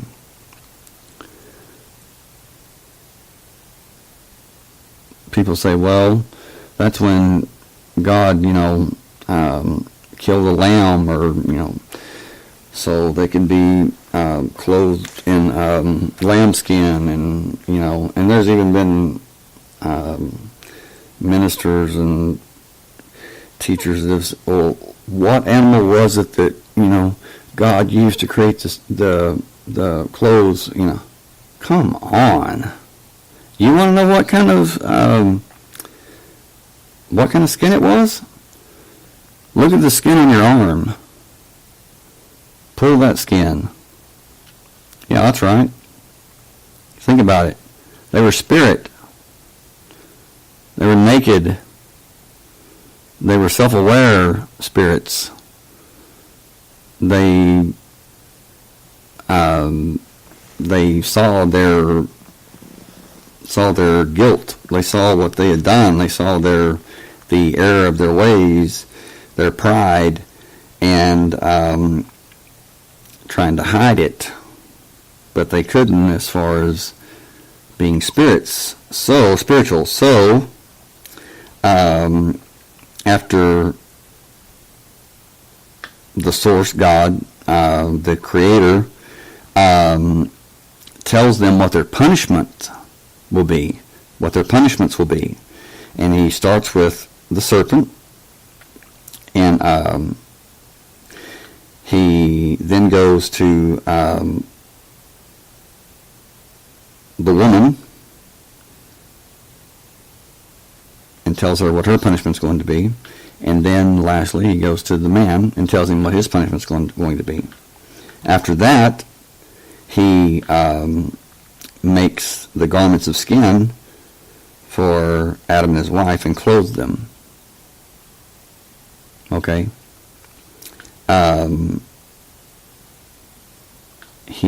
The punishment was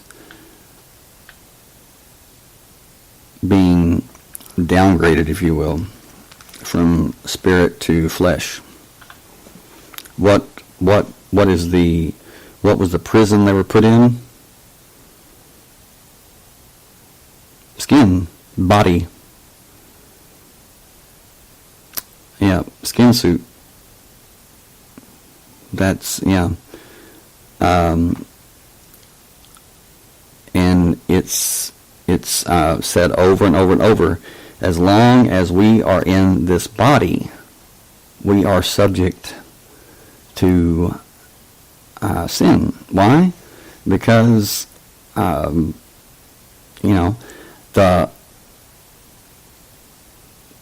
body is, desires to sin. I mean, you have so many things that are, so many temptations that, and dealing with different chemicals and hormones and different things. I mean, we are literally slaves to sin. Why? Because our bodies are. Well, I mean, your brain is part of your body. It's physical. It's not spiritual.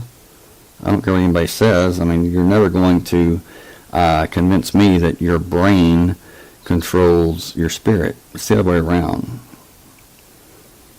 But that was their punishment, was from spirit, their spirits being confined in a spiritual prison of the body.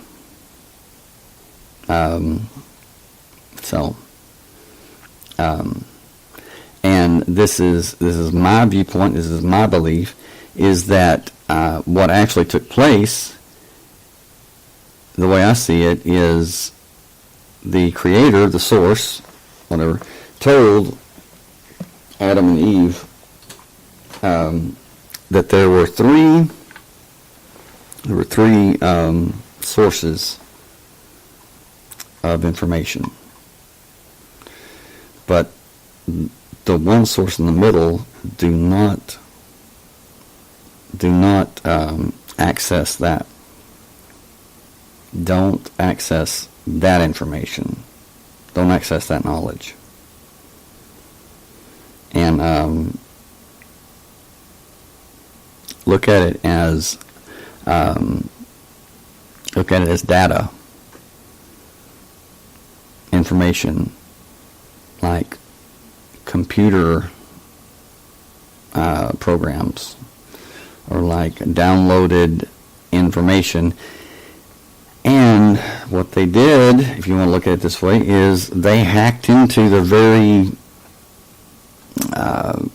program, the very file that he told them to stay away from. And when they did, it affected them in a very adverse way. They began to die. Plainly, it was information that was way above their pay grade. They couldn't handle it.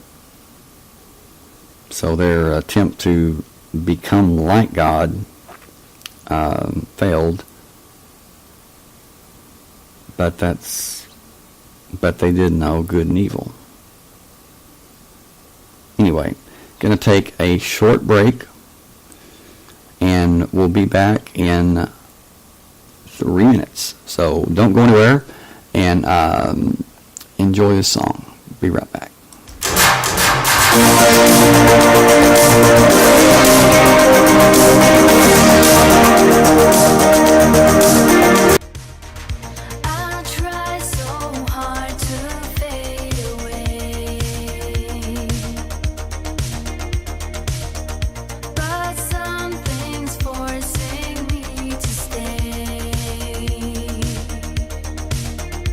It'd be easier for me if I turn away to flee. Oh.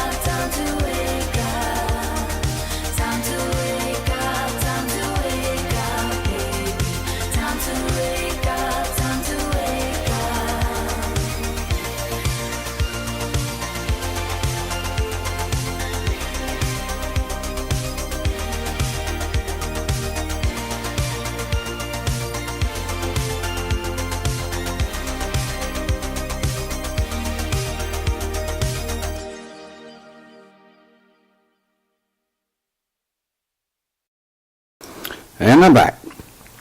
So, any thoughts? Any questions? Any thing that you want to add? Talk about that. About my theory about that. Excuse me.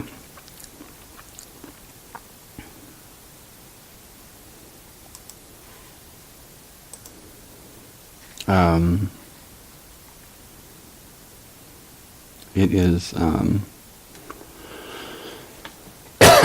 excuse me, man, got a little tickle there, but, yeah, because it's one thing to,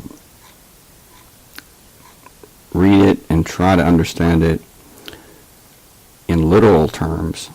It just, doesn't make sense, does it? But when you look at it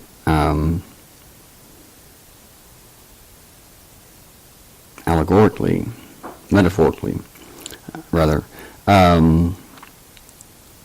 it makes a little more sense. So.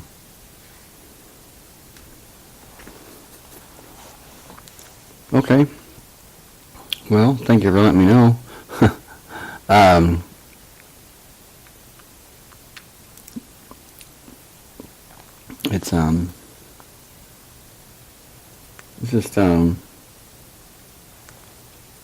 It's just that people have pushed the Bible so much onto so many people, and they've been so judgmental that many people have they have an aversion to the Bible, or and they've used that as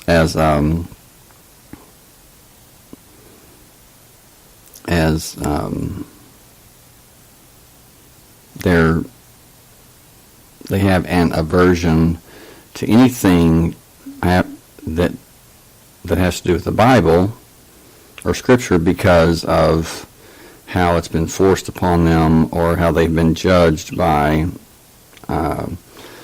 people that call themselves Christians or spiritual, but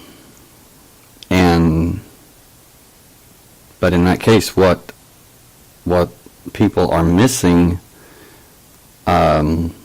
is they're missing very, very deep truths, very important truths, because of that. And it's not the truth that people should have an aversion to. It's the superior attitude and the judgment and and forcing people to accept it. So, hey, Nazreen, so glad you're here. Patricia, you are exactly right. Now, you want to talk about, whoa, I'm talking major pressure, woo, manipulation to the point of threats, death threats. I'm not kidding either. Yes, LDS, Latter-day Saints, the Mormon Church. Yes, very, very,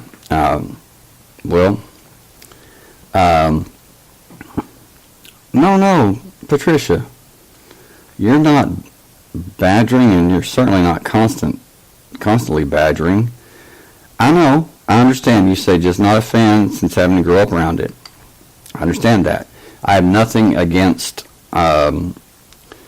Mormons as people. nothing against Mormons at all. What I do have a problem with is the structure and the Mormon so-called church, with the pressure and the judgment and the manipulation. You know what? You're wrong. You're wrong every day of the week and twice on Sunday. So the Church of Jesus Christ, Latter-day Saints, the Mormon Church, you're wrong. And really, talking to those in power of the Mormon Church, I don't give a damn if that gets your panties in a wad. If it does, then take them off and go without them. I don't care. I'm here to tell the truth. I'm not here to win friends and influence people. So it's the truth. You know what you do, and you know why you do it. So you're anything. You have nothing to do with Jesus Christ. If you did, you wouldn't be one of the richest, wealthiest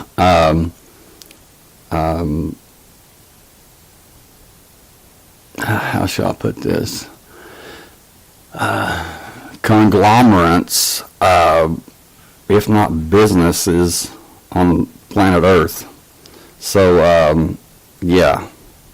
I think you're a joke, and that you're manipulating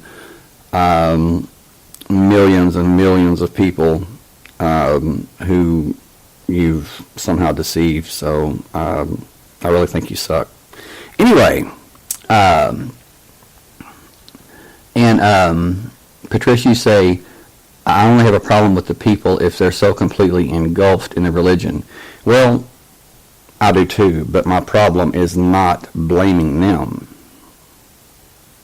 I feel sorry for them. And do I try to help them? Only if they come to me, and some have. And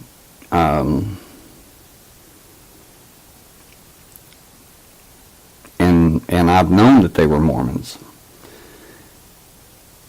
and I've never said anything about it. I've never judged them. Like I said, I don't have a problem with the people in the Mormon Church. I have a problem with the Mormon Church itself.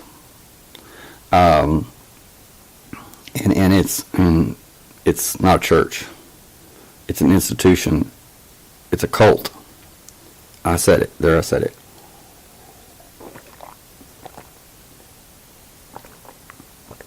It is a cult, and they are dangerous. They are, they're not kidding. Read about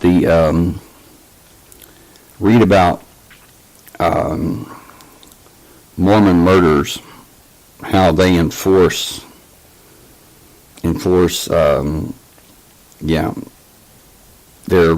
their rules and regulations. And Trish, you say, may I ask how you help them? Well, just by explaining to them how the errors and the how that making or explaining truths to them. Wait, let me rephrase that. Explaining to them their own belief system as Mormons, and then asking them how that lines up with the teachings of Jesus Christ and the Bible, and the inconsistencies of different things. And when I've punched holes through it, the only thing it can do is collapse. And when it does, I say, well, if it was true, it would have withstood the truth. I mean, it would have made sense. It would have stood, it would have stood on its own. But because it's not truth, it can't stand. And so I guess the way I helped them was knowledge, and presenting them with knowledge and explaining it to them in a way that they understood it. And once they do, it's pretty undeniable then. Well, it's undeniable.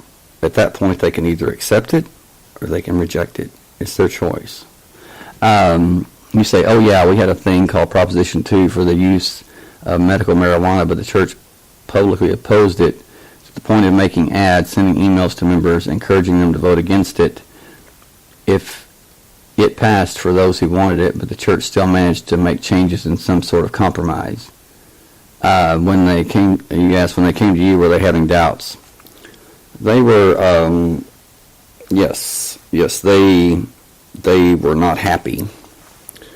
They were not happy, and they had questions, but when they would ask their the spiritual authorities of the Mormon Church, they were just some were told that they needed to attend some like training classes or something, which is nothing more than indoctrination. It's not educating, it's not teaching, it's indoctrinating. And I told him, I said, you want to know the truth? I said, I'll tell you the truth. I said, but, it's not going to be pretty. And I mean, these are, these were people that were, whose parents, grandparents were Mormons, brothers, sisters, Mormons, married to Mormon spouse, and attends Mormon church every time the doors are open. Been to the Mormon temple and been through all that, all the rituals and everything. And they asked me, so why do I feel so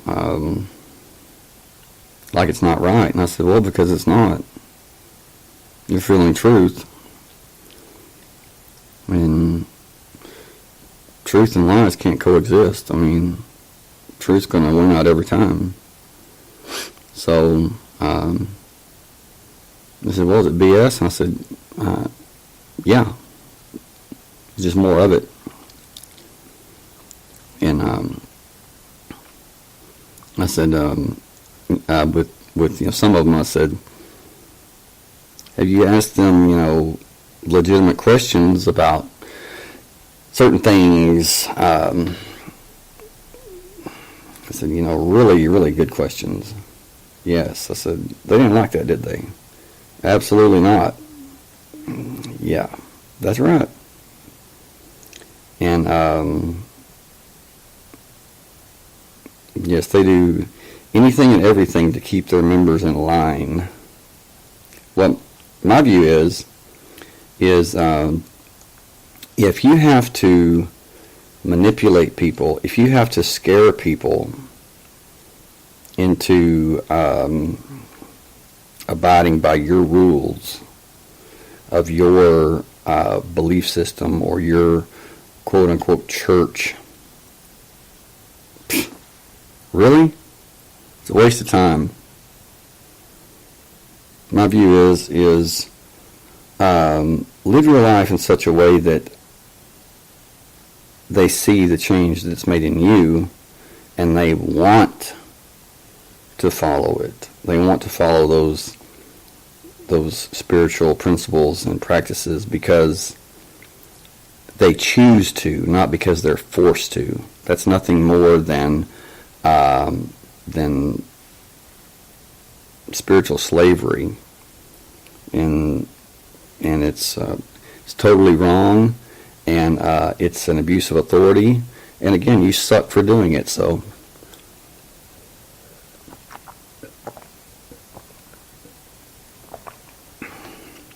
you know, and I've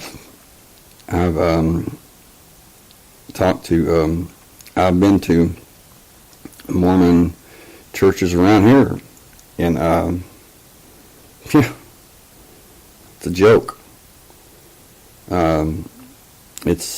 It's manipulation. You said it correctly, Patricia. Now, when I say I've been to the churches, as a funeral director, damn sure didn't go there to worship or to actually learn anything that wasn't made up by some delusional man. So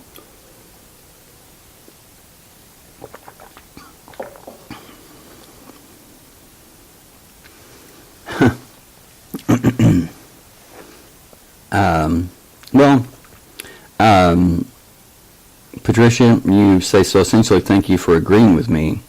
Well, you're welcome. Only you, Patricia.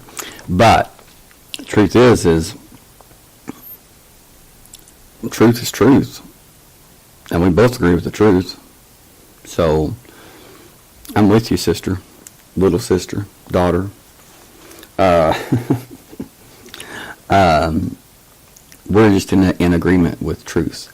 Does your skin feel tingly when you go to the churches? Sometimes, yeah.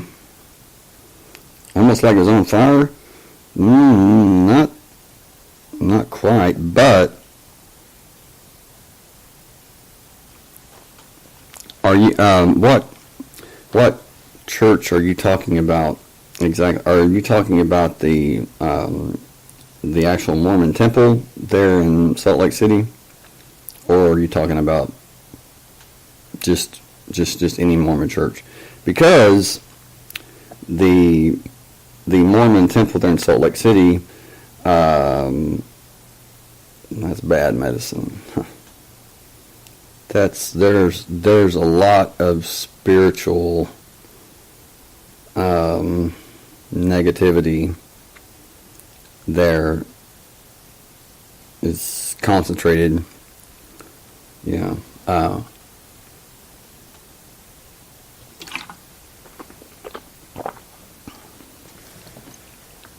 You say I haven't been to the temple, so I wouldn't know. Good, don't go. Mormon churches, well, let's just say I'm not a fan of them. I don't feel anything spiritually good there. There's some nice people. I mean, you know, just because a person is Mormon doesn't mean that I don't, you know, that I don't like them or I don't feel comfortable around them. Hell, they're nice people. I mean, you know, you can be a Christian, Baptist, Methodist, Pentecostal. You can be a jerk. You can be a Mormon and, you know, be my friend. Matter of fact, you can be an atheist and be my friend. Hell, I don't judge anybody. It's just like, and that, I think that goes back to the Rh negative blood. I mean, just about every person that I've met with Rh negative blood, we all have similar traits, and one of them is not judging people because of their beliefs. It's more about if they treat me with respect and love, I'm going to treat them likewise. And I have had, Patricia, they kind of have to have a membership card to get into the clubhouse. That's right. That's right. Yep. And when you go to the clubhouse, so to speak, yeah, you leave a different person more knowledgeable, more easily manipulated, shall we say. But the truth is there was a man that contacted me about 6 months ago, and he asked me if he could call me. He sent me an email, asked me if he could call me, and I said sure. I mean, I thought he was having problems with the demonic or whatever, and he wasn't. He was a Christian minister, and was on two TV cable, not cable, two satellite channels, and was reaching over 700,000 people a day. And he asked me, he says, how did you get into the deliverance ministry and dealing with demons? And I said, well, I didn't really get into it. It's not something I chose to do. I mean, it was more like I just found myself in it, and it didn't bother me.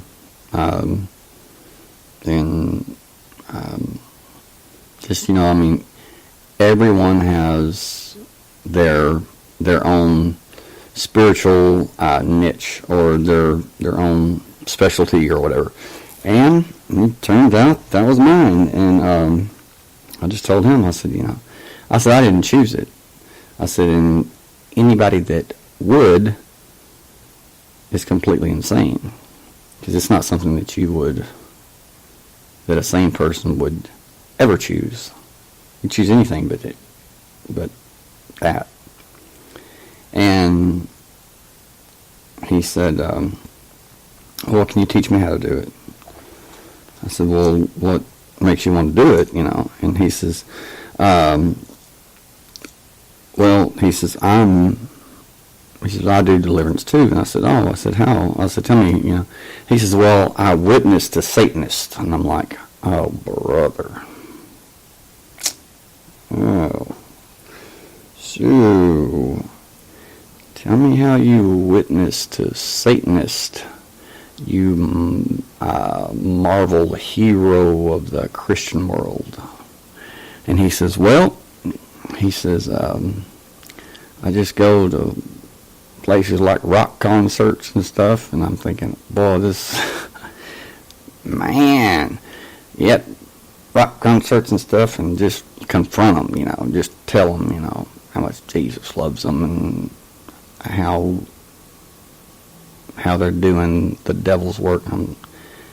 Yeah, well, how many friends are you winning that way? Well, I don't want to be friends with them. They're Satanists. I said, well, that's why they're never gonna listen to you. They're never going to, because you're a jerk, Well, why do you say that? I mean, I'm just, I'm just, telling them about the Lord. And I said, no, you're not. No, you're not. You see yourself as better than them. And I said, when you, yeah, that's right.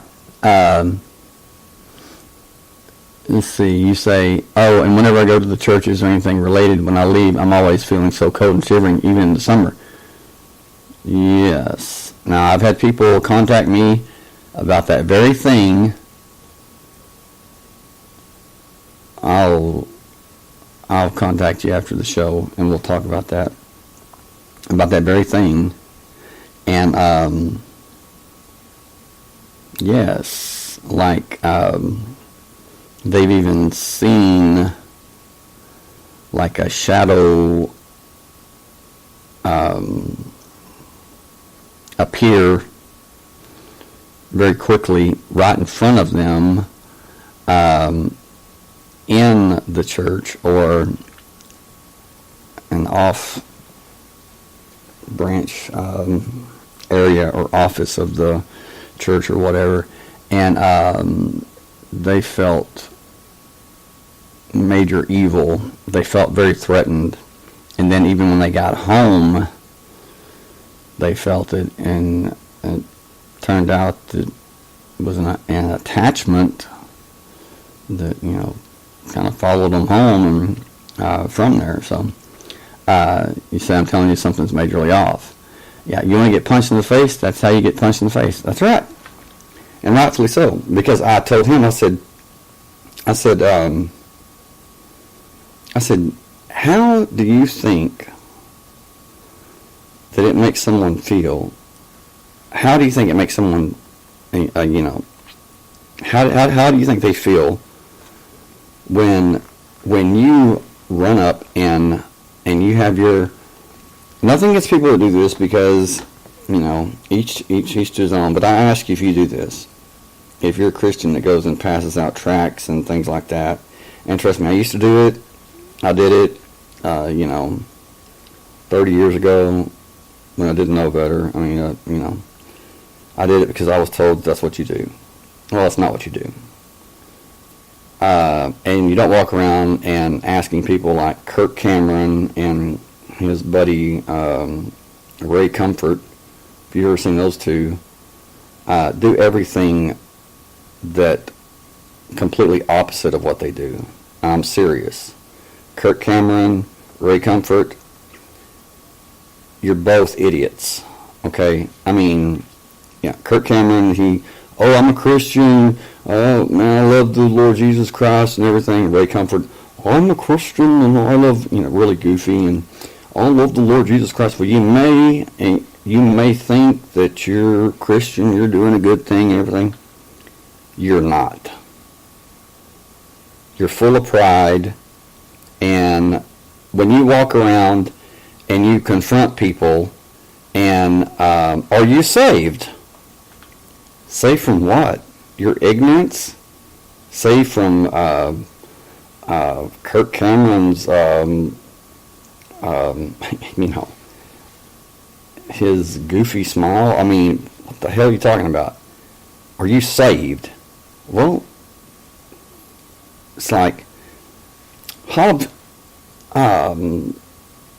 if you were to die right now, this is Ray Comfort speaking, would you be accepted into heaven?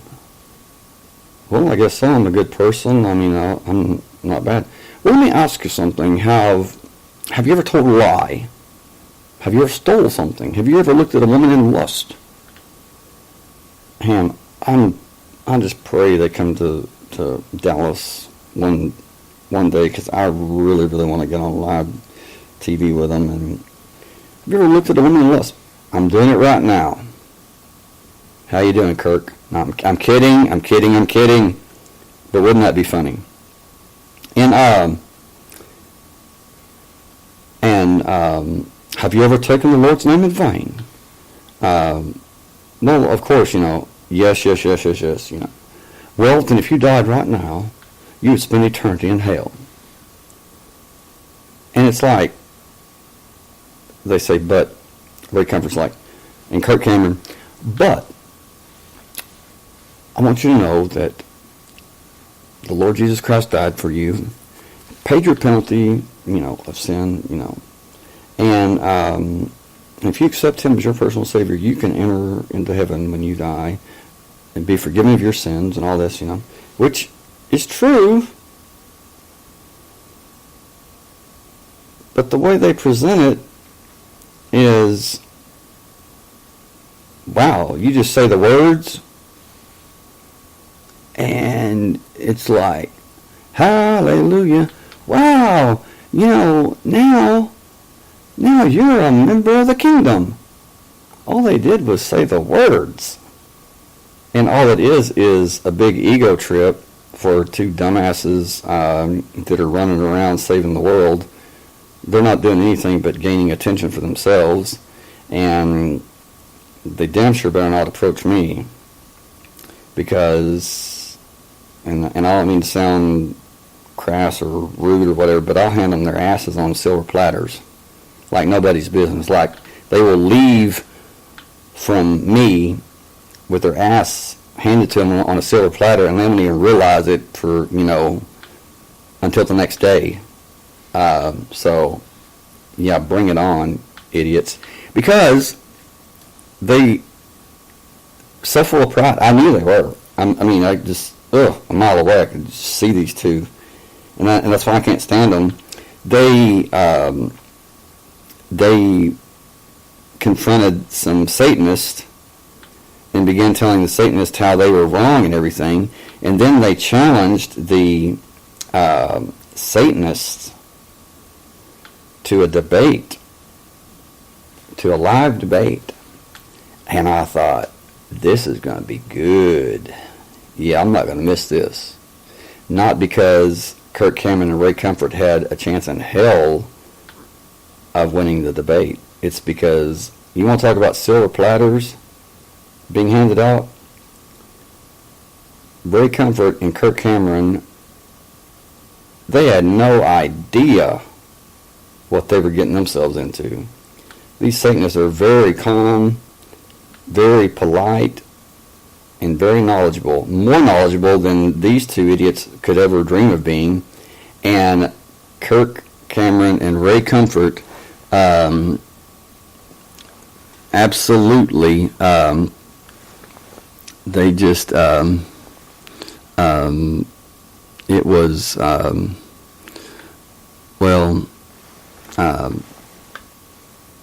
just, you will need to look it up on YouTube or something like that, because it is great. I mean, it's not great because I have anything against Christians or that. It's great because they were trying to make themselves better than everybody else, and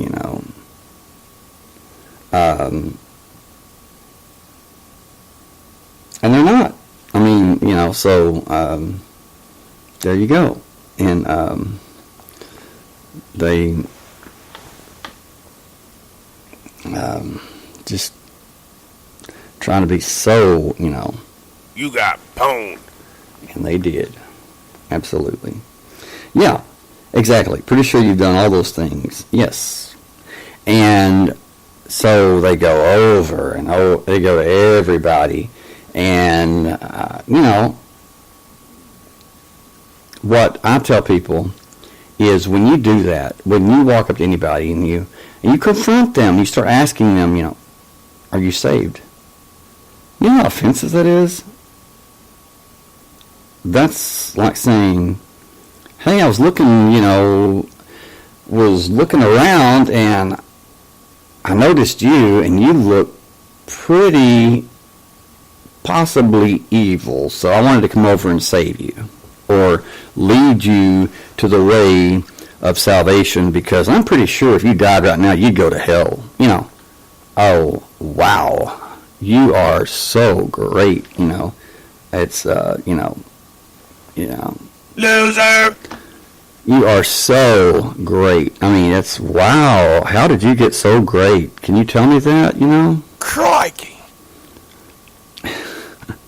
Yeah, I could probably push all of my soundboard at one time and not be as annoying as those people. Anyway, and again, I'm a Christian, but not a traditional Christian who chases people down and tells them how bad they are and,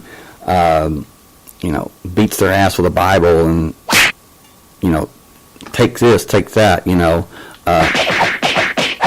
yeah. Not going to happen to me.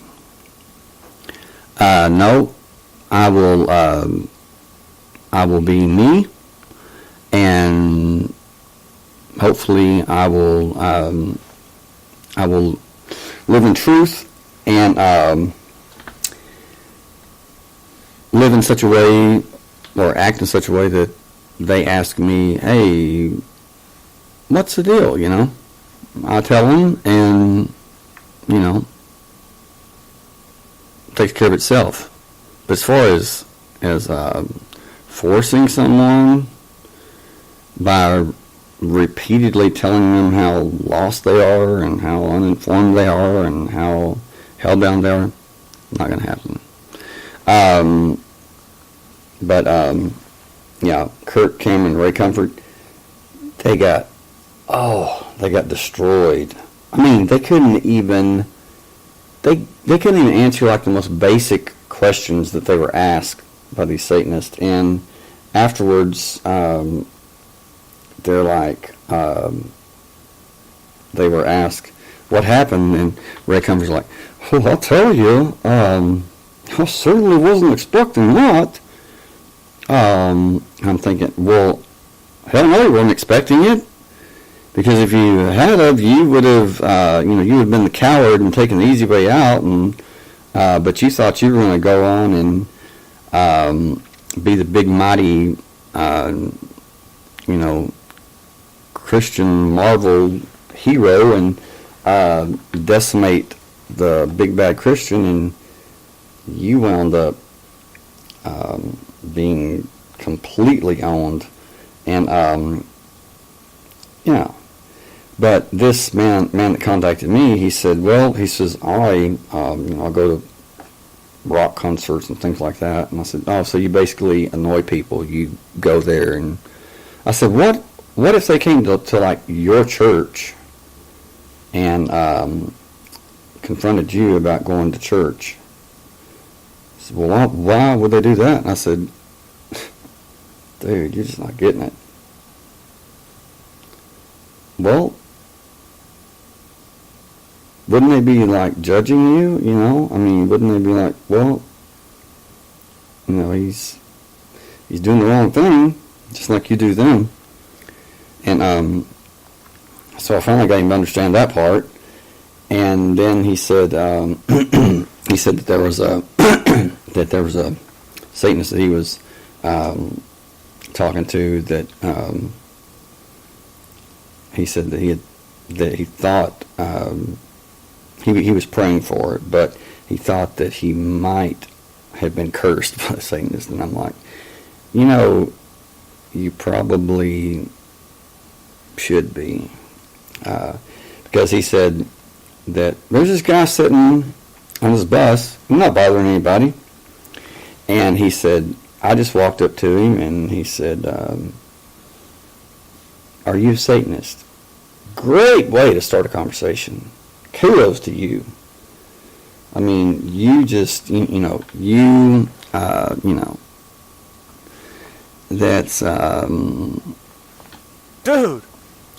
get a life. I mean, come on. And he said, the guy says, yes, I am. Well, I said, well, how did you know he was a Satanist? He says, well, I saw the tattoos on his arms. He said, different things. It was probably, hello, I'm a Satanist. I mean, to be honest with you, it probably was, Who knows? But the guy said, yeah, he said, I'm a Satanist. And this guy that contacted me, you're not too bright. I'll put it that way. So I had to do something pretty obvious for this guy to pick up on. And I said, what gave you the right to go over and even ask him if he was? I said, and what gives you the right to sit with him and tell him how evil he is and how lost he is? I said, do you think that makes him want to have anything to do with God, with Christ, with love? I said, because what you did to him by confronting him like that, was that loving him? He says, well, yes, I was concerned about his eternal soul. But was it loving him? No, you were judging him. You know, you were, you know, putting your dumbass self so much higher that,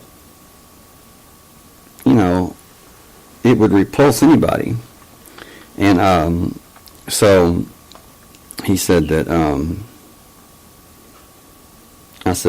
he said, well, what would you do in a situation like that? And I said, I wouldn't confront the guy at all. I said, if he came and sat down by me, I said, I certainly wouldn't preach to him. I said, he says, well, what would you do? And I said, I would be his friend. I said, if he was polite to me, I'd be polite to him. If he talked to me, I would talk to him. It's called having a conversation, dumbass. Getting to know each other, not judging each other, not putting yourself as, you know, the number one general that, you know, that God has ordained to save the frickin' world. You're not a guardian of the galaxy. So get off your high horse and, you know, take off your armor, take the S off your chest, and, you know, yeah. So I told him, I said, yeah. He said, you'd be friends with a Satanist. I said, I would be friends with a human being. I said, that's where you're wrong. You see him as a Satanist, I see him as a human being. And chances are he sees you as a human being, not as a Christian. So, you're actually worse than he is. How you like that? And again, I'm a Christian. But I warned you in the beginning, I told you in the beginning that I wasn't a traditional Christian, so I think that's pretty much proof that you don't have anything to be worried about with me being a religious. I'm spiritual. And I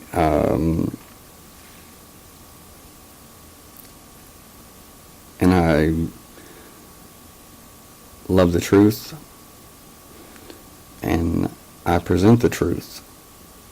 I just present it. I don't pressure people to believe it. I don't have to, because truth need not scream. Truth doesn't need any help, and that's where most of these people who are out to save everyone, to save these evildoers, you're the ones that are doing the most harm. You're the ones doing evil, and you don't even know it. Blind leading the blind.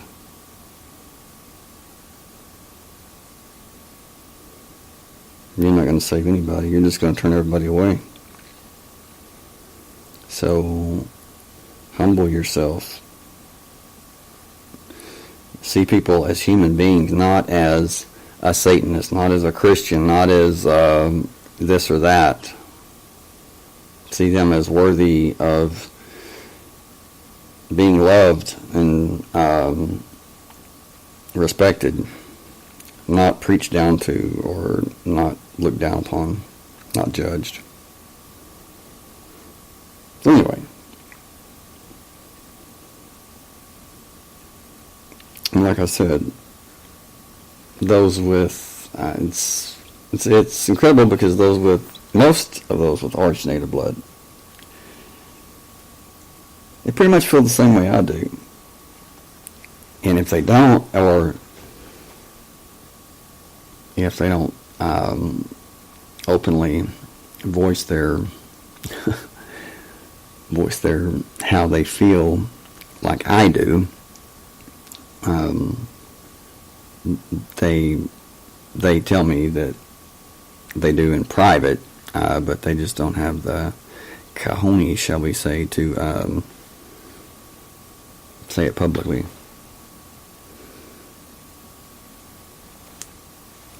But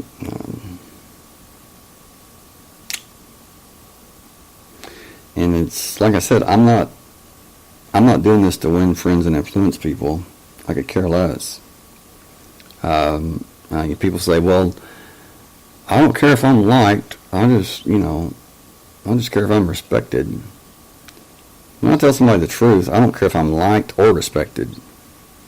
It makes no difference to me. I mean, if somebody doesn't like me, I'm not going to lose any sleep over it. If they don't respect me, you can break my heart, sweetheart. I'm just fine.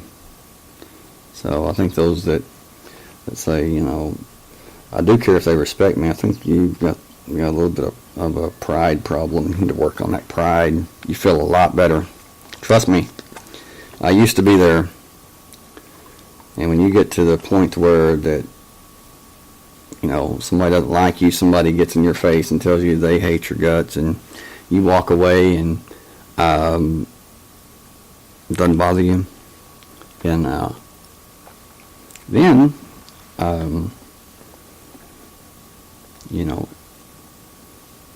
it's a wonderful day. It's a wonderful time. But that's how it works. When you get to the point to where you don't give a damn, it doesn't matter. Nobody does it. Nobody tells you that. Because they know you're not going to judge them. They know, somehow, most know that you've reached that point. And so they're not going to have that animosity towards you. They're not going to have that that anger against you. It's like you project your judgmental attitude. You project judgment. You project poison when you have that superior religious spirit, which is demonic. It really is. Very demonic. It's not of God at all. It's not of the source, not of the Creator, not of Jesus Christ. It is demonic. As being self-righteous. And it's very destructive. When you're concerned about people seeing you as ultra-religious and you're so worried about being liked and being respected, yeah, you've got a long way to go.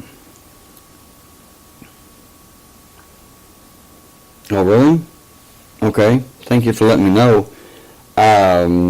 It must be the app, or I don't know. I'm not showing any problems here, but I don't know. But we are almost at the 3-hour point, so going to play our last song and then come back and for closing questions or comments or whatever. It does? Okay, wait just a second. Hold on. I have no idea why I've not changed anything. What about now? Testing 1, 2, 3. Testing 1, 2, 3.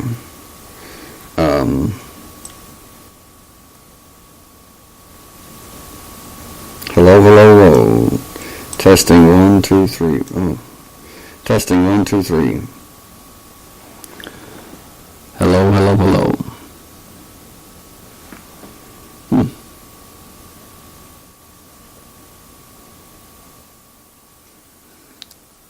Hello, testing 1, 2, 3. Testing 1, 2, 3. Testing 1, 2, 3. Hello. That should be better. Testing 1, 2, 3. Testing. Patricia, Mona, is that better? Testing. quiet. Oh, y'all are killing me. Okay, what about every few seconds it cuts out? Must be the internet connection, because I'm not showing any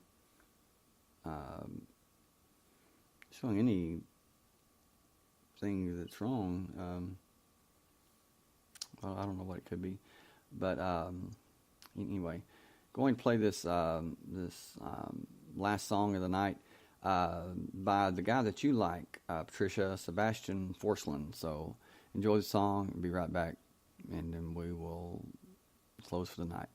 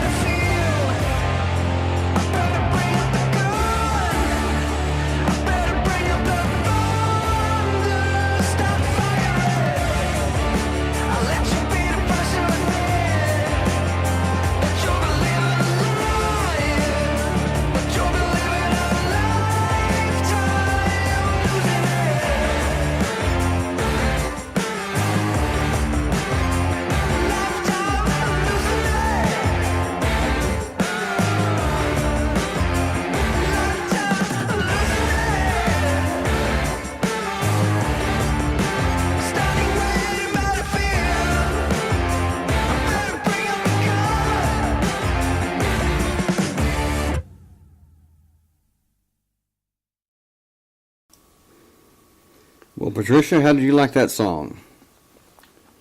How do I sound now, Mon? How do you like me now? Anyway. Any closing questions? Any closing comments that anybody has? Feel free to ask now. I think Mona, Patricia, you're the only ones here. So, but Nezreen, if you're still here, if you got anything that you want to add or ask, please do. Well, good. Thank you for letting me know.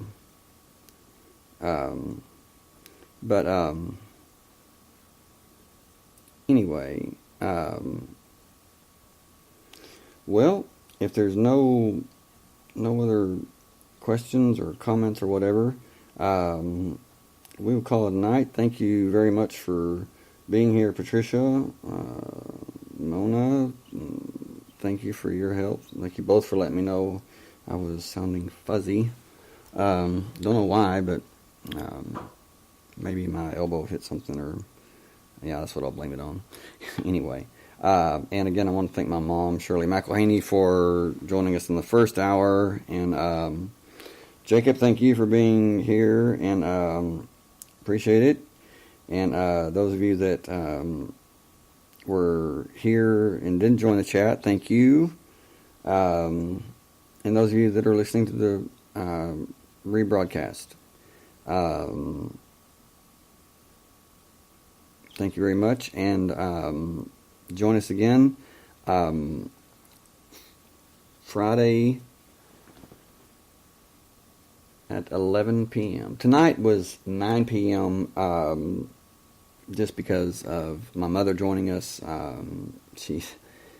She goes to bed like 10:30, so I told her, I said, hey, let's see, we'll make an exception, do it a little bit early, do it earlier, and I said, so you can be a part. So thank you very much, and thanks for